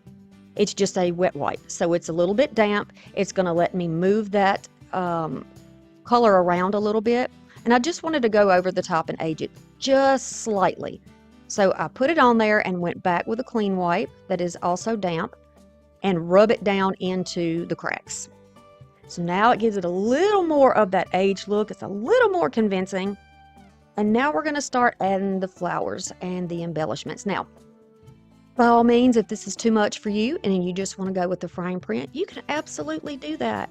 But you know, in the summertime, you just want, I don't know, you just need a little something, right? And I can't get enough of fall colors. And since sunflowers kind of were one of those flowers that goes from summer into fall, I'm all in. I am all in with the sunflowers and the oranges and the yellows and the monarch butterflies, and I just love it all. So I'm going to take some glue and put it right over the part that is going to be overlapping onto the frame. Settle it in the corner over the top of one of the leaves, and then I'll trim down that second leaf just a little bit, and I'm going to glue it right underneath the flower. So it looks like it is just blooming out of the side of the frame. And I like that. Now we're going to grab some of those end pieces or corner pieces, and I'm just going to use glue. They came with some tiny nails, but my fingers, even as small as my hands are, there's no way I'm going to hold that nail and hammer it. I would smash every finger on my hand. So I'm just going to use some hot glue because, you know, this isn't doing heavy duty work. This is just an embellishment. And I like the little extra bit of richness that it brings to it.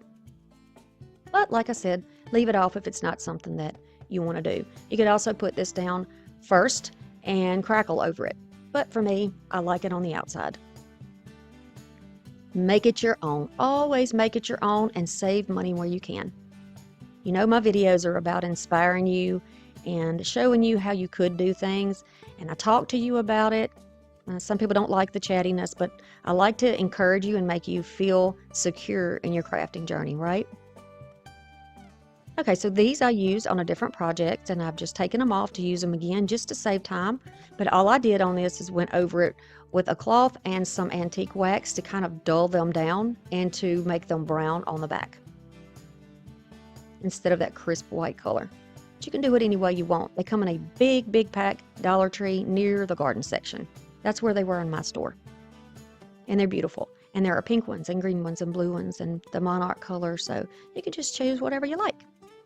Now, bending them in half will give them a little bit of what I like to call movement, make them look like they're a little more realistic. And then I'm going to set them down on top of the corners, the flower, just wherever you think you want to put yours, so it looks like they're flying out of the picture. And then the last one right here, so we're doing 3. And they're white in the center because sometimes the glue does not want to stick to the wax, so that's why I left them white in the center, and you don't see that part once it's glued down. And you can see here at the back, I painted it so it's nice and finished.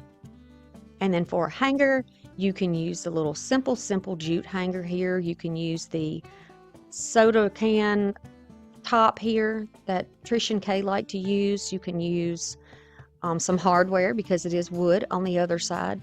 Whatever you like to do, whatever you have had luck with, you can go ahead and use that. Then I'm just going to put a little piece of cork on there to hold it in place. And we have a lovely little summer piece for our home. If you enjoyed this video, please give me a thumbs up so I know to keep doing the type of material that you like to see. I would love it if you would subscribe to the channel. I'm working on a silver play button, hopefully by October 31st. If you would like to be a part of that and help me, then I would appreciate that very, very much. And I promise in return to continue to put out the types of things that you like to see here on the channel and encourage you along the way. So I've got some ribbon here. This I thrifted.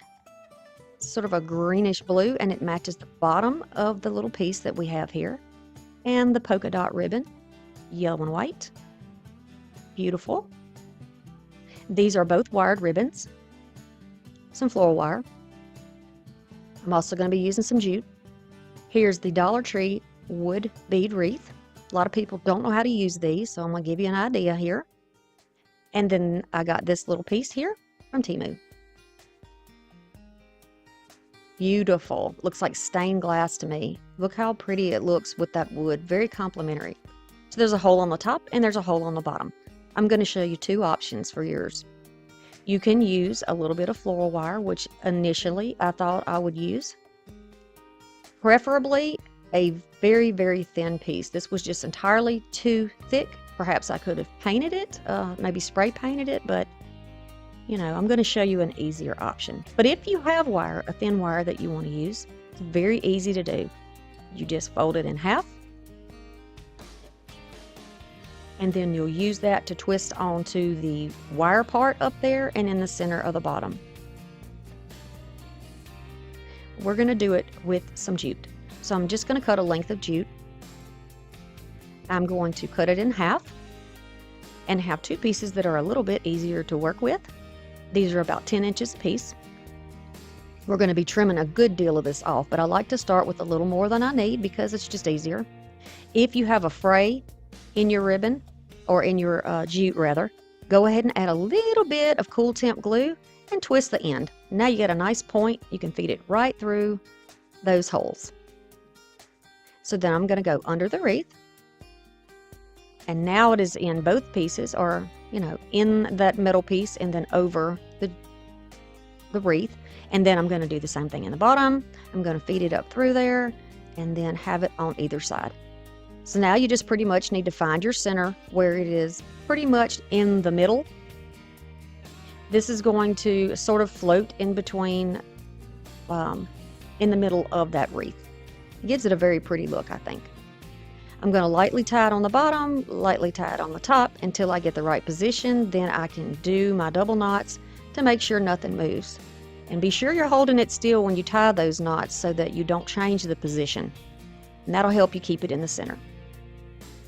So now I'm going to go to the bottom, and you can put that right in between the wooden block pieces. You have enough room that you can kind of slide it around. So tying it there, and then we can trim off all of the excess and turn those knots to the back.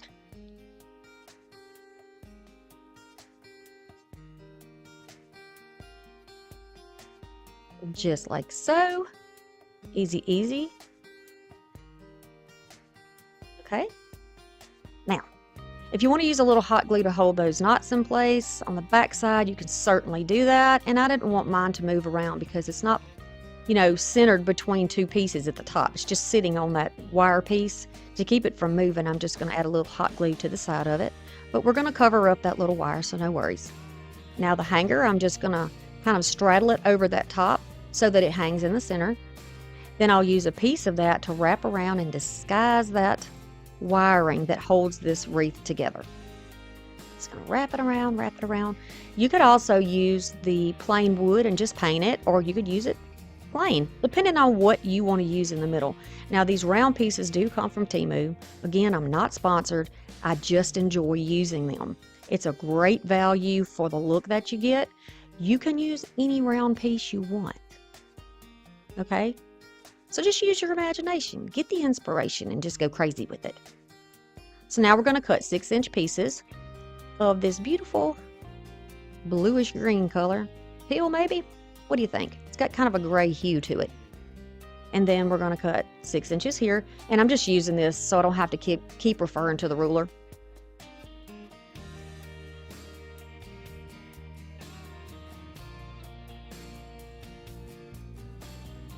Easy enough. Cut a little too much off that, so I'm just going to fix it real quick. And then we're going to dovetail, which is folding it over and cutting toward the wire, just at an angle. I really need to sharpen my scissors. They are getting so sad. So sad. They're losing their edge.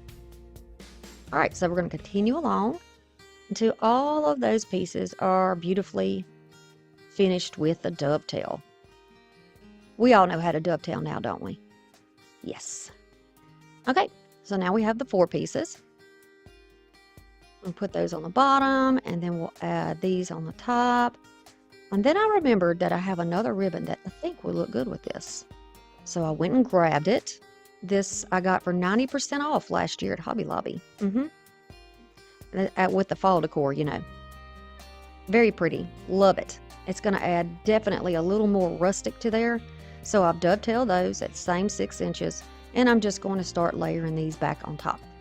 They're all wired ribbons, which really is going to make a nice little topper or a little bottom section for this little wreath we're doing. So we're going to grab it and walk our fingers toward each other in the middle. It's going to look kind of bunched up and silly as you're bunching it up and you're tying it off. But don't worry about that, because you're going to be fixing that. There's so much of a difference that can be made in fluffing a bow. So much. So we've got our little stack piece here, all of our little stacks of ribbons, and then you can just start pulling things around and making them look beautiful. I wanted to use jute in the middle because we're going to use it to tie it down. You can put the bow here, or you can put the bow here. So I decide I'm going to put my bow on the bottom. And actually, you could do it to the side. You can put it wherever you want. And what if you can't find a little metal piece to go in the center? Think about finding maybe an 8-inch little round somewhere, and that's wood, and putting Mod Podging something on top of it and using that, or using a decal on it and using it that way. You could do that. You could totally do that. All right, you can add a dot of glue to hold that in place once you get it fluffed out. And I love that because it has wire, you can see each and every pattern in the ribbon. Then I decided we're going to do a little something different on the top. So I'm going to show you something a little different. I'll cut this off, and this is probably 6 inches as well. We're going to dovetail it. And I'll show you a different option for a bow. Are y'all feeling more confident in your bows these days? How's everybody feeling? All right, so we're going to give the piece underneath an extra inch on each side to make it a little bit bigger. Then we'll dovetail that. You can see already that you can see the different colors right there.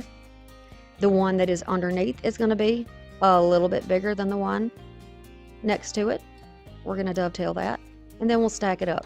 When you do it this way, you can see before you start to squish them together each and every pattern. So this is another option for you if you'd rather do it this way. Go right to the center, pinch it all up. Grab that jute, put it on the front, flip it over, and then tie your double knot in the back. And now you have this type of a little bow. And because it has wire, you can flex the ends of it. You can give it that little bit of movement. You don't have to leave your bows just laying flat. Give them some dimension. Give your piece some dimension. It gives your eye something to look at. It keeps people interested. It keeps your brain active. So that's what you want to do, right? You don't want it to just blend in with everything else and disappear. You want it to be something that you can look at and it can bring you some joy. You know I'm all about that joy, y'all. I'm all about the joy. I may not say it as often in my videos as I used to, but it is all about the joy that it brings you, right? Yes. This is a cute little piece. It is not huge. It is small. This would look great anywhere in your home, in my opinion. And what a beautiful little ray of sunshine a sunflower is. And there's a bee on it too, y'all. Got lots of bee videos. I just think that this is a very affordable, pretty little piece with a lot of impact. We're going to use some baby wipes, some antiquing wax, a little piece here from also Temu. It's 6 inches approximately. Some nautical jute rope from Dollar Tree. Some string lights. Little fairy lights. This is just a little wooden plate that I have. I'm going to take that off the back and remove any of the residue. I've got my drill here. I'm going to unwind a section of this, and I am going to take the backing off of my beautiful little stained glass piece, which is actually acrylic. I don't think everybody realizes that it actually peels off the back, so you have two pretty pieces, a matte finish and a shiny finish. And it does come with a hanger, so you could hang it up, but we're going to do something different. So I'm just going to raise this off the table while I use my drill. That's why I'm using little stones underneath. And then I'm going to make sure that the drill bit is the right width for me to feed the fairy lights through. So I'm going to drill down just one hole. I'm going to drill down into it and back out. And then I'm going to go same thing on this side, down into it and then back out.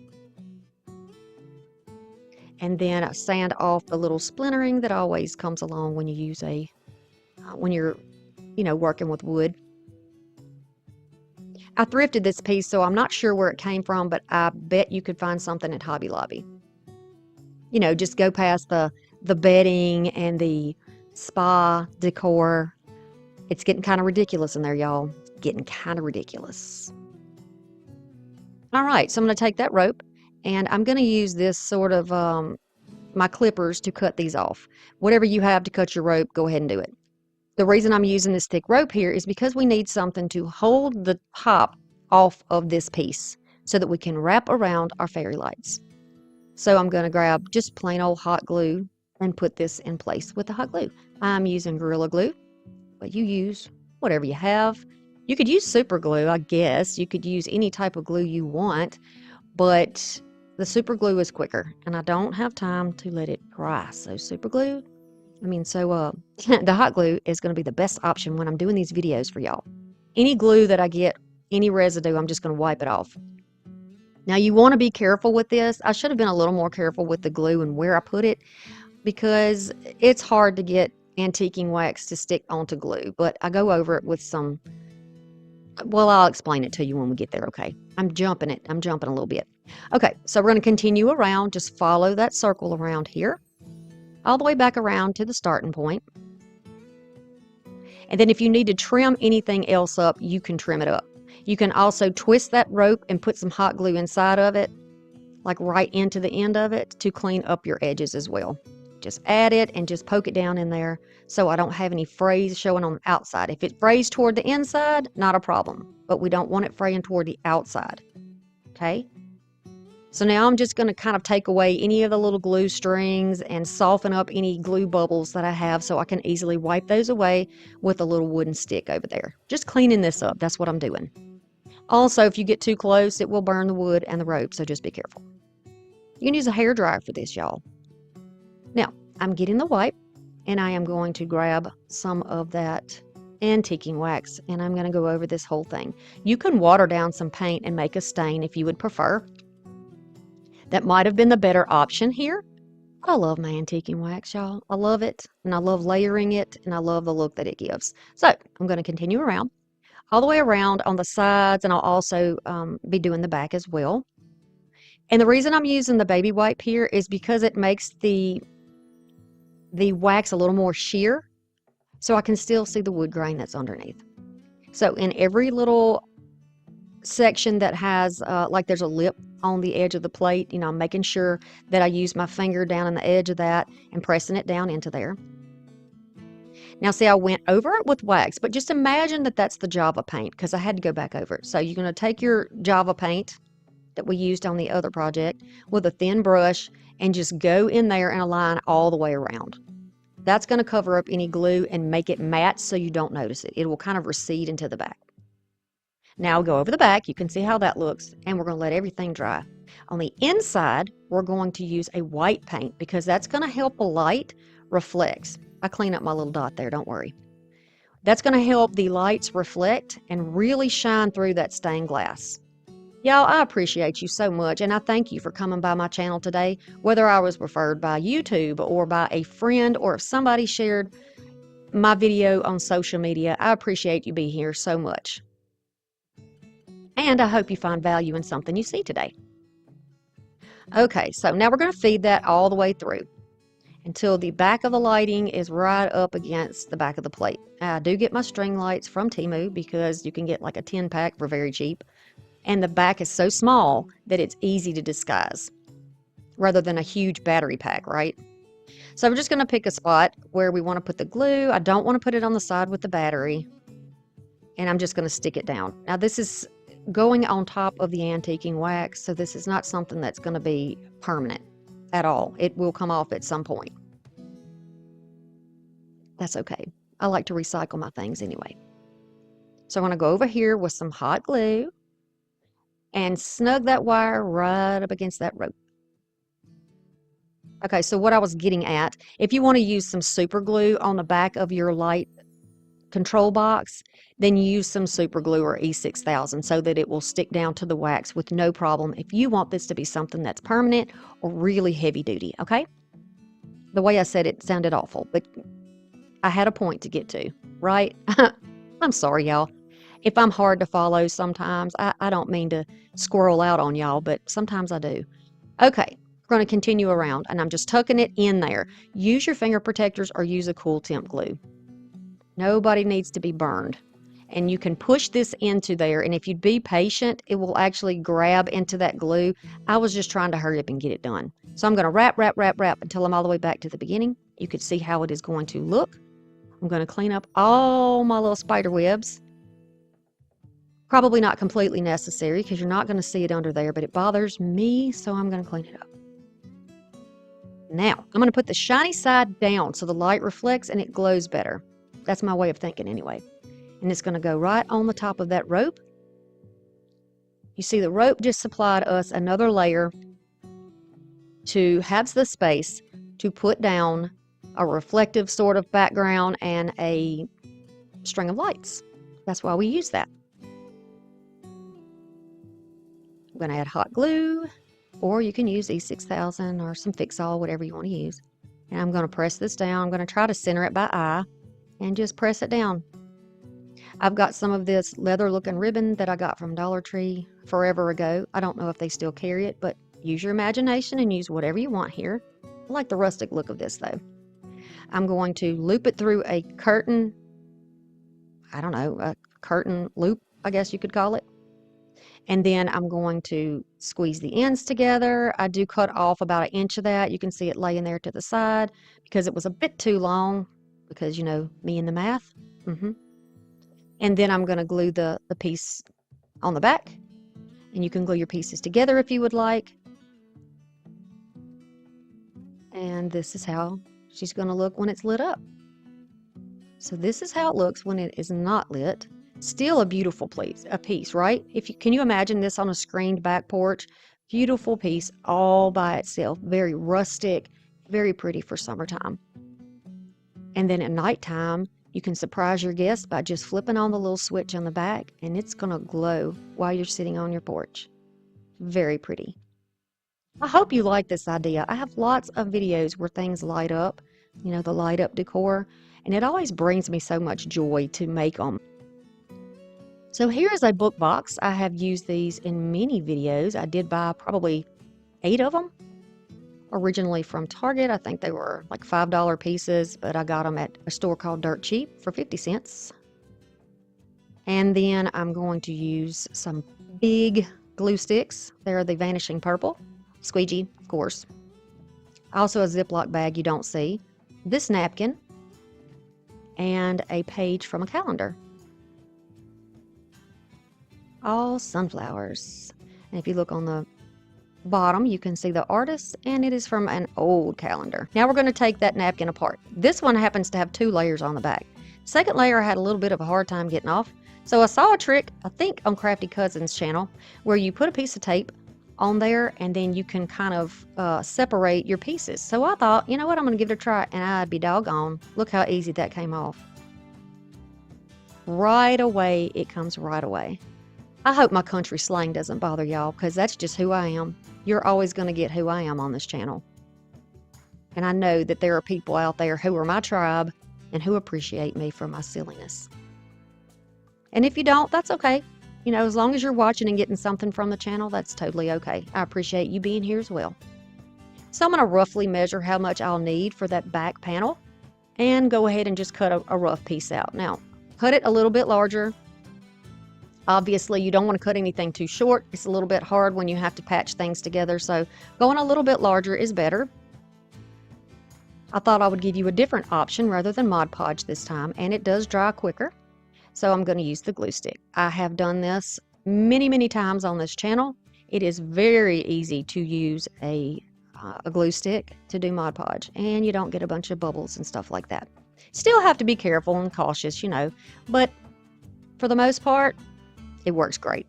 Go along all of the edges too. We want to be sure nothing tries to peel away when we are sanding it later. And then I'll start to put the piece down. I don't want that gold edge or that yellow edge to be in there, so I'm trying to make sure it's overhanging on the edge and that all of the feet, well, both of the feet are covered at the bottom, and then pull it up to the edge on the top. I'm just going to lightly tap with my fingers to hold it in place. I'm going to grab a Ziploc bag, put it on my hand, and just start kind of pressing this down. I saw somebody use like a wad of saran wrap or something, like plastic wrap, but I didn't have any, and I thought, well, why don't I just use a Ziploc bag? It works. It works great. The reason you do this is because the tissue or the napkin or whatever you're using becomes so fragile when it gets when you stick it down. It becomes very fragile, and you don't want to tear any part of that pattern. And I'm just lightly rubbing this on, by the way. You can see the squeegee that's in my hand. I'm just lightly rubbing it on. I'm going to let that dry for a little while. It's not completely dry. You can see there's still some purple there, but to start showing you how you would want to do this. Then I'm going to sand downward and just peel that off. Peel it right off. Now, if yours is dry, you're not going to have to worry. You know, you can, it's going to peel away easier. I'm trying to be extra careful because it's still damp in some spots. I'm going to go around the edges because I want the beautiful feet on the back to be covered with the paper as well. So using this little sander, I can get into those corners. You can see how it turns great in those corners. I also got this little sanding block from Temu. Again, not everybody wants to use Temu, so you just Google where you can get a finger sander and you can get one. And I'm sure you can get it from Amazon. I'm sure you can. All right, so now same thing, glue stick. I'm going to go over the side, and we're going to be using just one napkin for the whole project. So I didn't have to use a second napkin. We had plenty. If you're careful with it, it will cover it. Now, what if you don't have the box I have? Well, that's okay. You don't have to use the box I have. You can get any box you want. It doesn't have to have a slanted back. It doesn't have to have the same dimensions. It doesn't have to be footed. You can use anything you have, and you could actually probably use the little wooden crates from Dollar Tree to make it on a smaller scale. Yep. So again, going along and taking the paper off. This piece is almost completely dry. I wanted it to have a rustic look, so I left it the light wood color underneath. But if you want it to be even brighter, go ahead and paint this piece, your wooden piece first when you put it down, because it has a white backing on it and it'll really make everything pop. But for me, following that rustic idea and the rustic theme, I'm just going to leave it like it is. See how crisp the edge is? You don't have to worry about pulling off the edges if everything's dry. And you can butt those pieces right up to one another, and just be careful when you're sanding it. Take your time. And you almost want to go at like a 45-degree angle. Now I'm going to do, it's sort of like sealing your edges. Add a little thing of glue here, right down the edge, and then push it down with my fingers. And then go around my edges here. And then I'll do the same thing. I'm going to take that glue and go around the edge. And every time a piece meets another piece, I'm going to be adding some of that glue and just kind of rubbing it down with my finger to make sure that everything is secure. This is so pretty to me. And then have a big pretty picture in the front. I love this. And this was a spur of the moment idea, but I just love it. I'm not measuring, I'm eyeballing it. You know how we do on this channel. And I'm just going to kind of push it down so I know where I want to trim off any excess. This is a nice thick calendar page. You can, well, I know I can. I don't know if every store, every Goodwill store does it, but at our Goodwill bins, they often have calendars that are donated. And even if they're calendars that are already written in, it doesn't matter if you want the prints out of them. And I have seen some beautiful calendar prints. I don't know what Dollar Tree is doing these days with their calendars, but I'm seeing a lot of repeats. But a thrifted calendar, All right, now I'm going to go over it with my little squeegee and press it down. This you can be a little bit tougher with because it's not tissue. It's not as fragile, but just still, you know, you don't want to tear your piece up. You want to be gentle with it. But I can use a little more pressure, and I can be a little more footloose and fancy-free, if you will. Making sure that it's stuck down to the feet too. I am going to just see where I'm feeling where the edge is and just cut that excess off. Just in case anything was lifted when I lifted it up to cut it, I'm going to just go back over it with the squeegee, secure everything down, and then I'll start sanding this paper away. You could use the front of a magazine. You could probably, I don't know if I would use a magazine page because you'll have the print coming through probably. But there are all different ways you can do something like this. Look at that. Nice crisp edge. I love that. It's the little things, y'all. It's the little things. Oh, I like that. I like that very much. And yes, I do realize that the garden sign is not completely level. Maybe it's sitting on a hill. We don't know. We don't know what's going on in that bird's life. We don't know. Now, going around the edges again with that purple, just to make sure everything is sealed down. Now, the purple does, you know, it does fade. If I didn't mention that already, it's going to fade. It's not going to be a highlight in the piece. And once it's dry, you won't see it at all.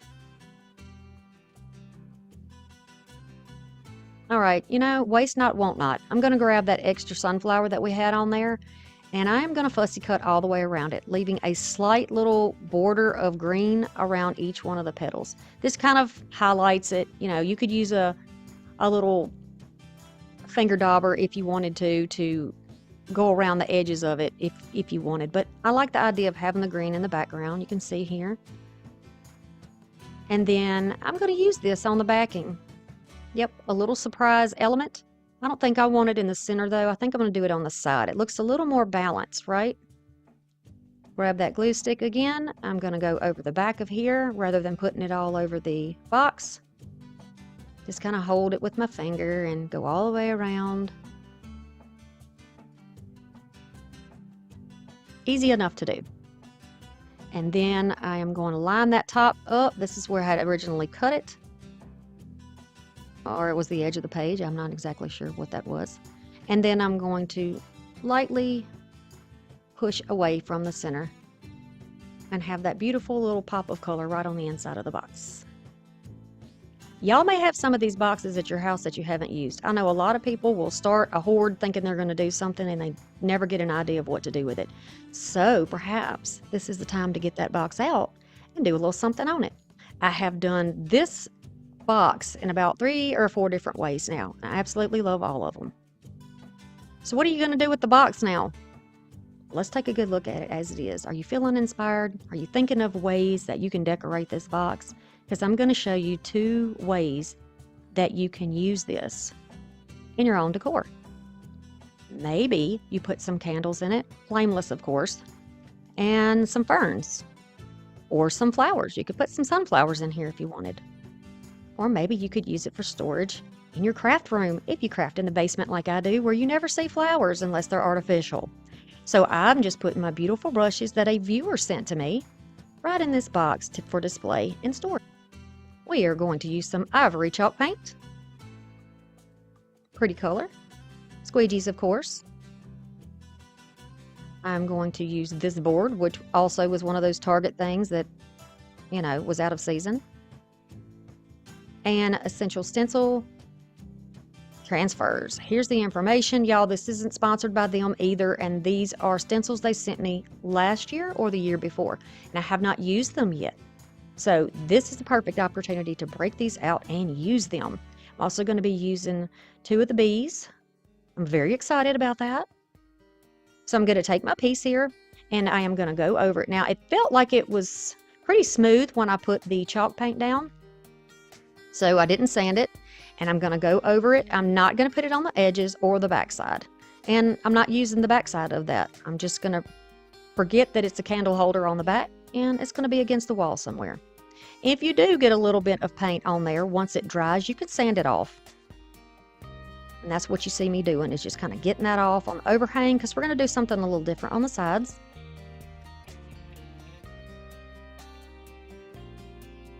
Now it's rough feeling. It's very rough between the paint and the wood. Now it seems like the texture has picked up or lifted a little bit. So I'm just going to sand back over it and make it nice and smooth, because when you're using a transfer, putting it down on a smooth surface makes a lot of difference.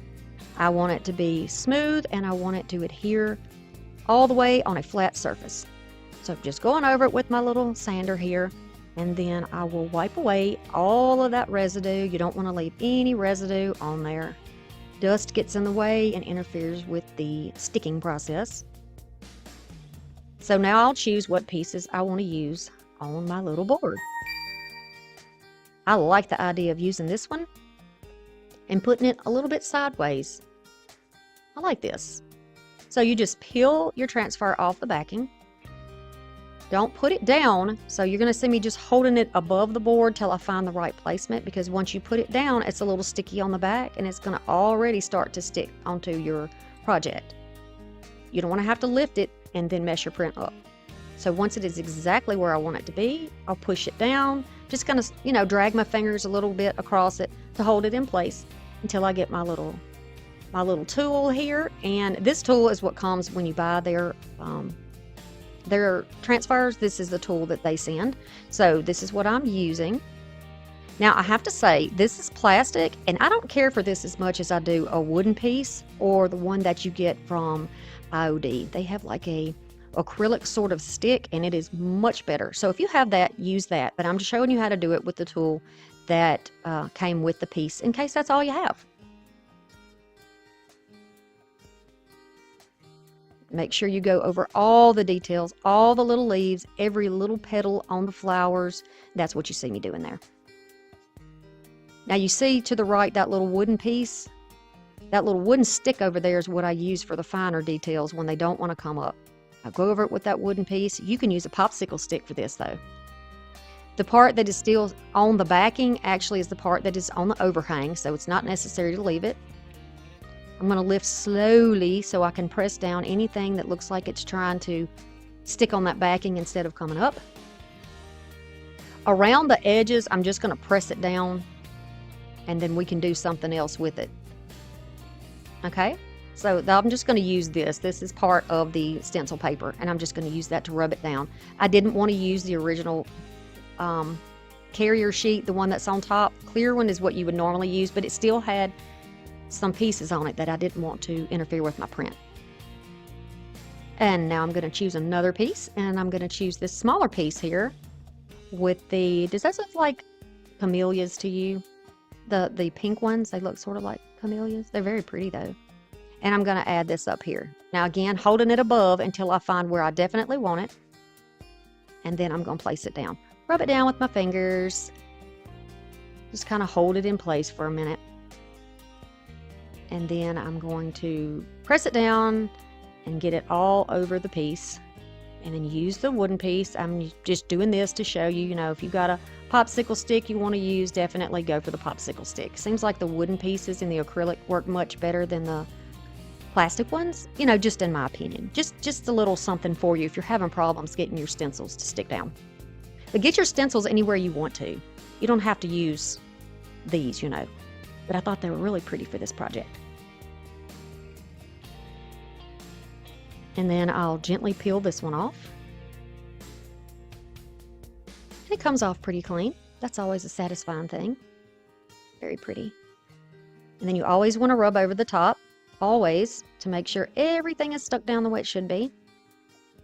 And then I've chosen 2 little bees that I'm going to add onto the flowers.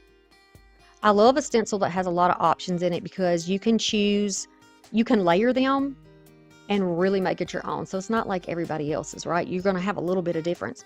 And if you make things to sell them, look at all the different ways you can specialize them to make them a little bit different than the other ones, right? You can have bees everywhere. You can have some with 1 bee. Perhaps you want to do one that has no bees. Think of all the pieces. Think of all the pieces you could create. Now we got a pretty bee sitting right there on the sunflower.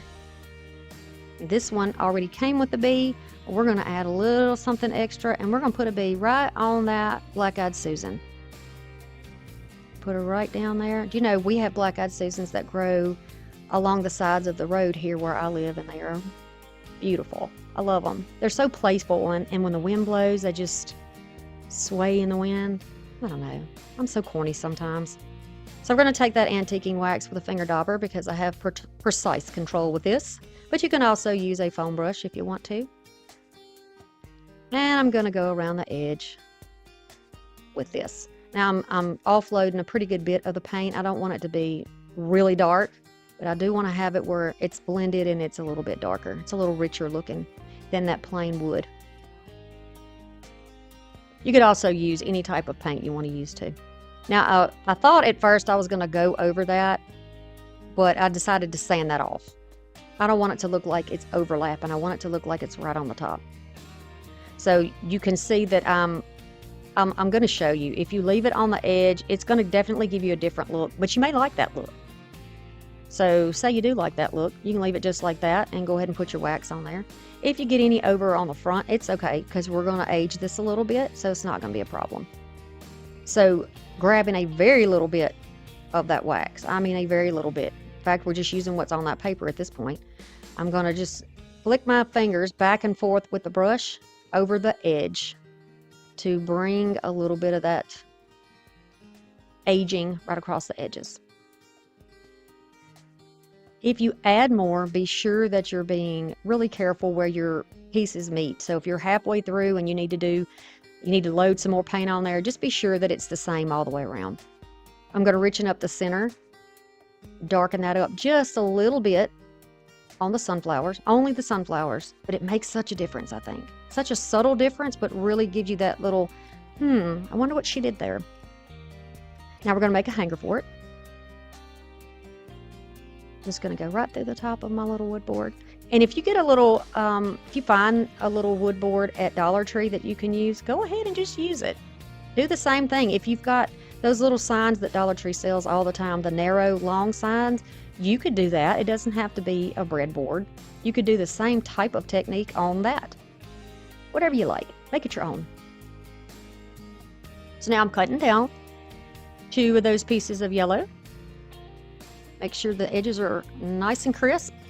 No little squared off edges. We want it to look complete, finished, and that we paid attention to the detail. Just 2 of them, crossing them over each other, grabbing a piece of jute. This is very simple. This is the easiest one that we have done in this video. And I know a lot of people don't like bows, so if you don't want a bow on your piece, you don't even have to worry about putting a bow on there. Do it however you like it, whatever floats your boat, tickles your fancy, lights your candle, whatever you want to call it. Just do it your way. I can put my bow here, or I can put my bow here. And I think I like it down a little bit. So I'll add some hot glue and stick it down to the handle of my breadboard.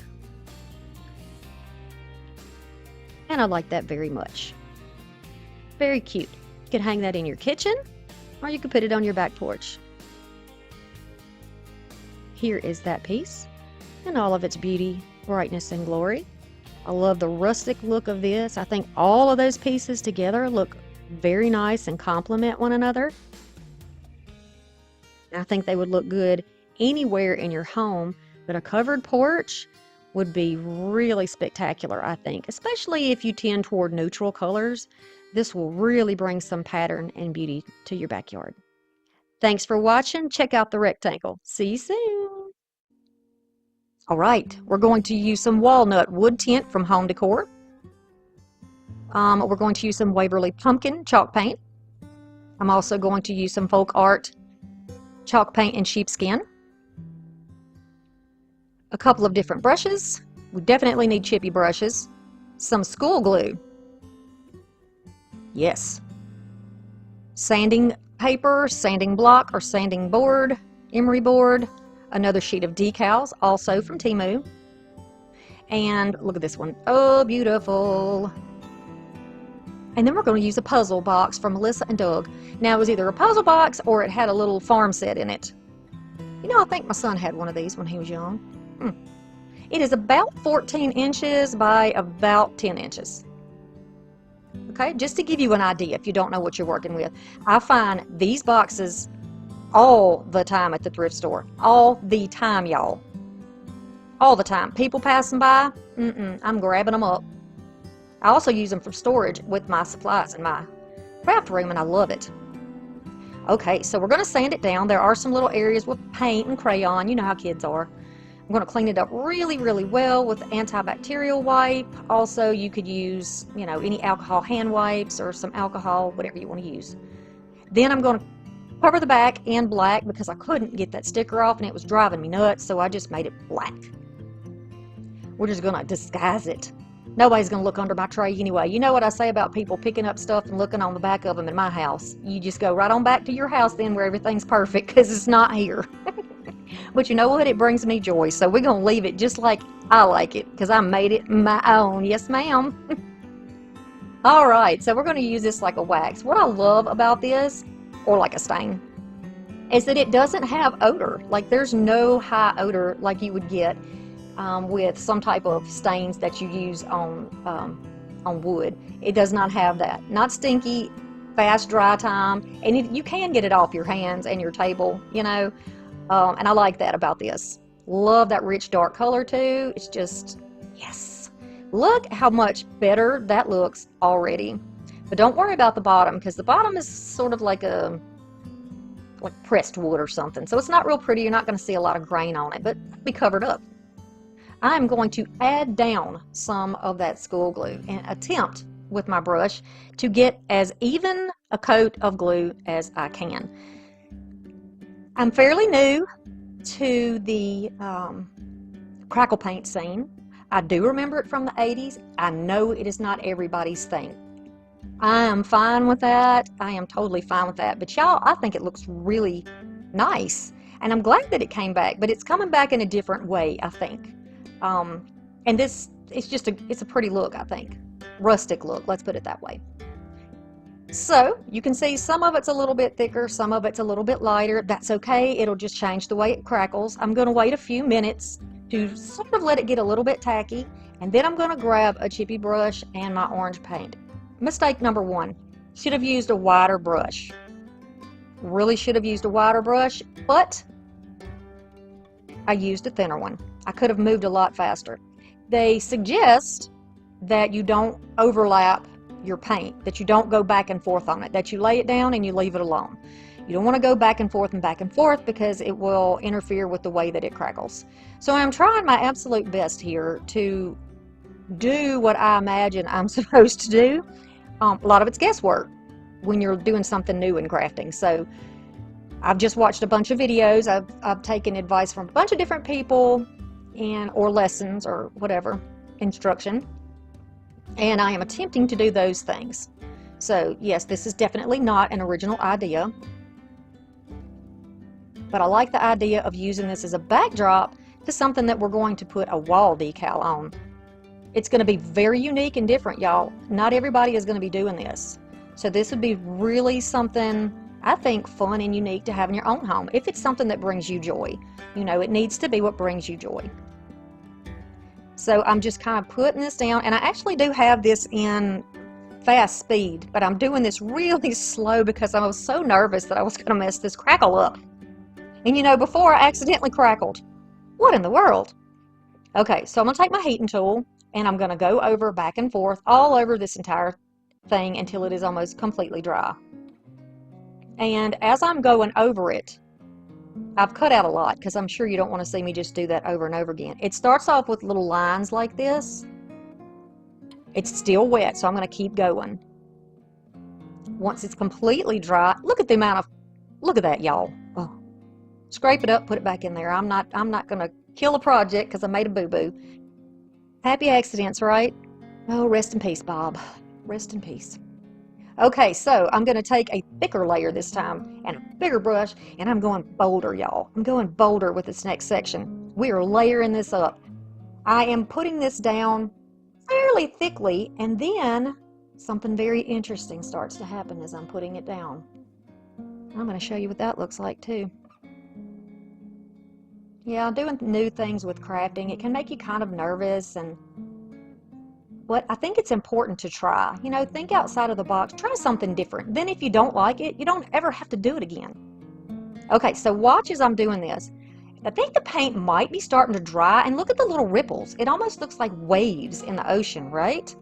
And I thought, oh wow, this. Now if this successfully crackles, that is going to be pretty amazing. So I'm going to let it sit up a little bit, and then I've applied my sheepskin the same way I did, but with a bigger brush, right over the top of that. This layer, because there's so much glue, is going to take quite some time to dry. So just give it time. I'm going to take my little heat tool here and go over it, and look at the large crackling that's already happening on the side. Oh my goodness. Oh my goodness, y'all. Look at it.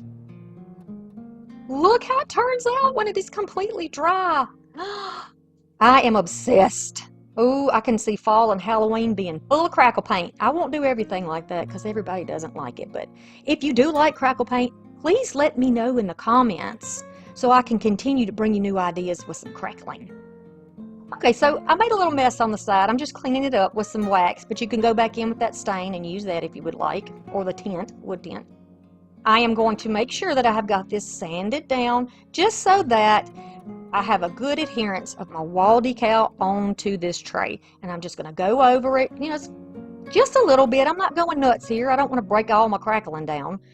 Just going to go over it, try to get a nice smooth surface.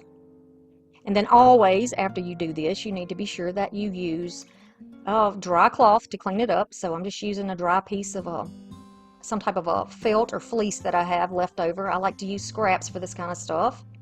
Getting in the corners, getting all the dust out that we took off. And we're going to start cutting out that decal. This one is on the sheet with all the little butterflies, and you can see what I'm cutting out is one whole piece, and then I'll be left with two sections of butterflies. I'm going to peel this off, and I did look before I started the project to make sure that this is something that would fit in here, and it does, of course, or you wouldn't be seeing it on camera right now. And I'm just going to place this down. I'm not trying to get center or anything. I'm trying to get most of the flower in there, but it turns out that it ends up being basically centered. I'm going to press it down, and just like I did before, you know, press it down. I'm going to not use any type of the squeegee yet. I do get a little braver soon because this is not sealed. This is not sealed. Remember, we just have that paint sitting there. Then I'm going to take the squeegee and go all over the decal part. And I'm trying not to get too much or put too much pressure onto it and over the crackles. I don't want anything chipping off because, I mean, you know, if it does chip off with a crackle, that's the whole point, so it's not really going to hurt anything. It's that old look, like chippy paint, right? So that would be totally fine. I'm going to use my blade again and just cut off, and this time I'm using my Dollar Tree blade to show you that you can use those. They work good. They work fine for me. And there's my hair. Okay, and then I'm going to just take that little piece out of there and make sure that I have pressed down all of my edges nice and flat. Look at my yucky hands, y'all. I'm such a messy crafter. Then I'm going to start adding my butterflies. The fun part, you can decorate this however you want. You can choose how many butterflies you want and which colors you want and put them wherever you want to in there. And maybe if you're doing this when your grandkids are around, maybe they would like to help. That would be really nice. Press that down. My table's bouncing like crazy. And I ended up saving a bunch of these little pieces to use on other projects, which, you know, you can't go wrong with that. You're really stretching your dollar. I don't think I paid for this decal. I think it was maybe a dollar something. Yeah, that's why I love getting this stuff from Temu, because it's very cheap. But you do whatever you want wherever you get your decals from. You may have decals in your stash that you haven't even used yet. You may have window clings from other holidays that you've never used yet. Get those out. Make you a tray. Find some way to use the beautiful artwork that are on those pieces and use them in a different way. I wouldn't put these on my wall. They're beautiful, but I don't see the point in my home to do it this way. And this way I can change it out. You don't have to have the same thing every day. So now I've got my Mod Podge on. Now it is sealed. We'll give it a chance to dry. And I love it. It's so pretty. And I really do feel that this is a summer to fall project. Here are the 3 pieces that we did. They are rustic and lovely and affordable, which is what this channel is about, right? Affordable and unique projects. So I hope you would subscribe and give me a thumbs up. Be sure you hit the notification bell, y'all, because I don't want y'all to miss giveaways that I do on my community post. I don't want you to miss updates, anything like that. Be sure that y'all also check out the link in the description box below for the cruise that you definitely do not want to miss. You're going to regret it if you don't go with us next February. I'm just telling you that. I'm just telling you. Okay, so here are the projects, and I've kind of staged them a little bit for you, but, you know, use your imagination. Where do you think you could use these projects in your home, and how do you think that you would be using them? Thank you so much for stopping by and for being part of my channel. I appreciate it very, very much. We're getting very close to starting our fall decor, so if you enjoyed these pieces, be sure that you follow along, because there are going to be a lot more beautiful, rustic, rich colored decor, unique pieces coming your way.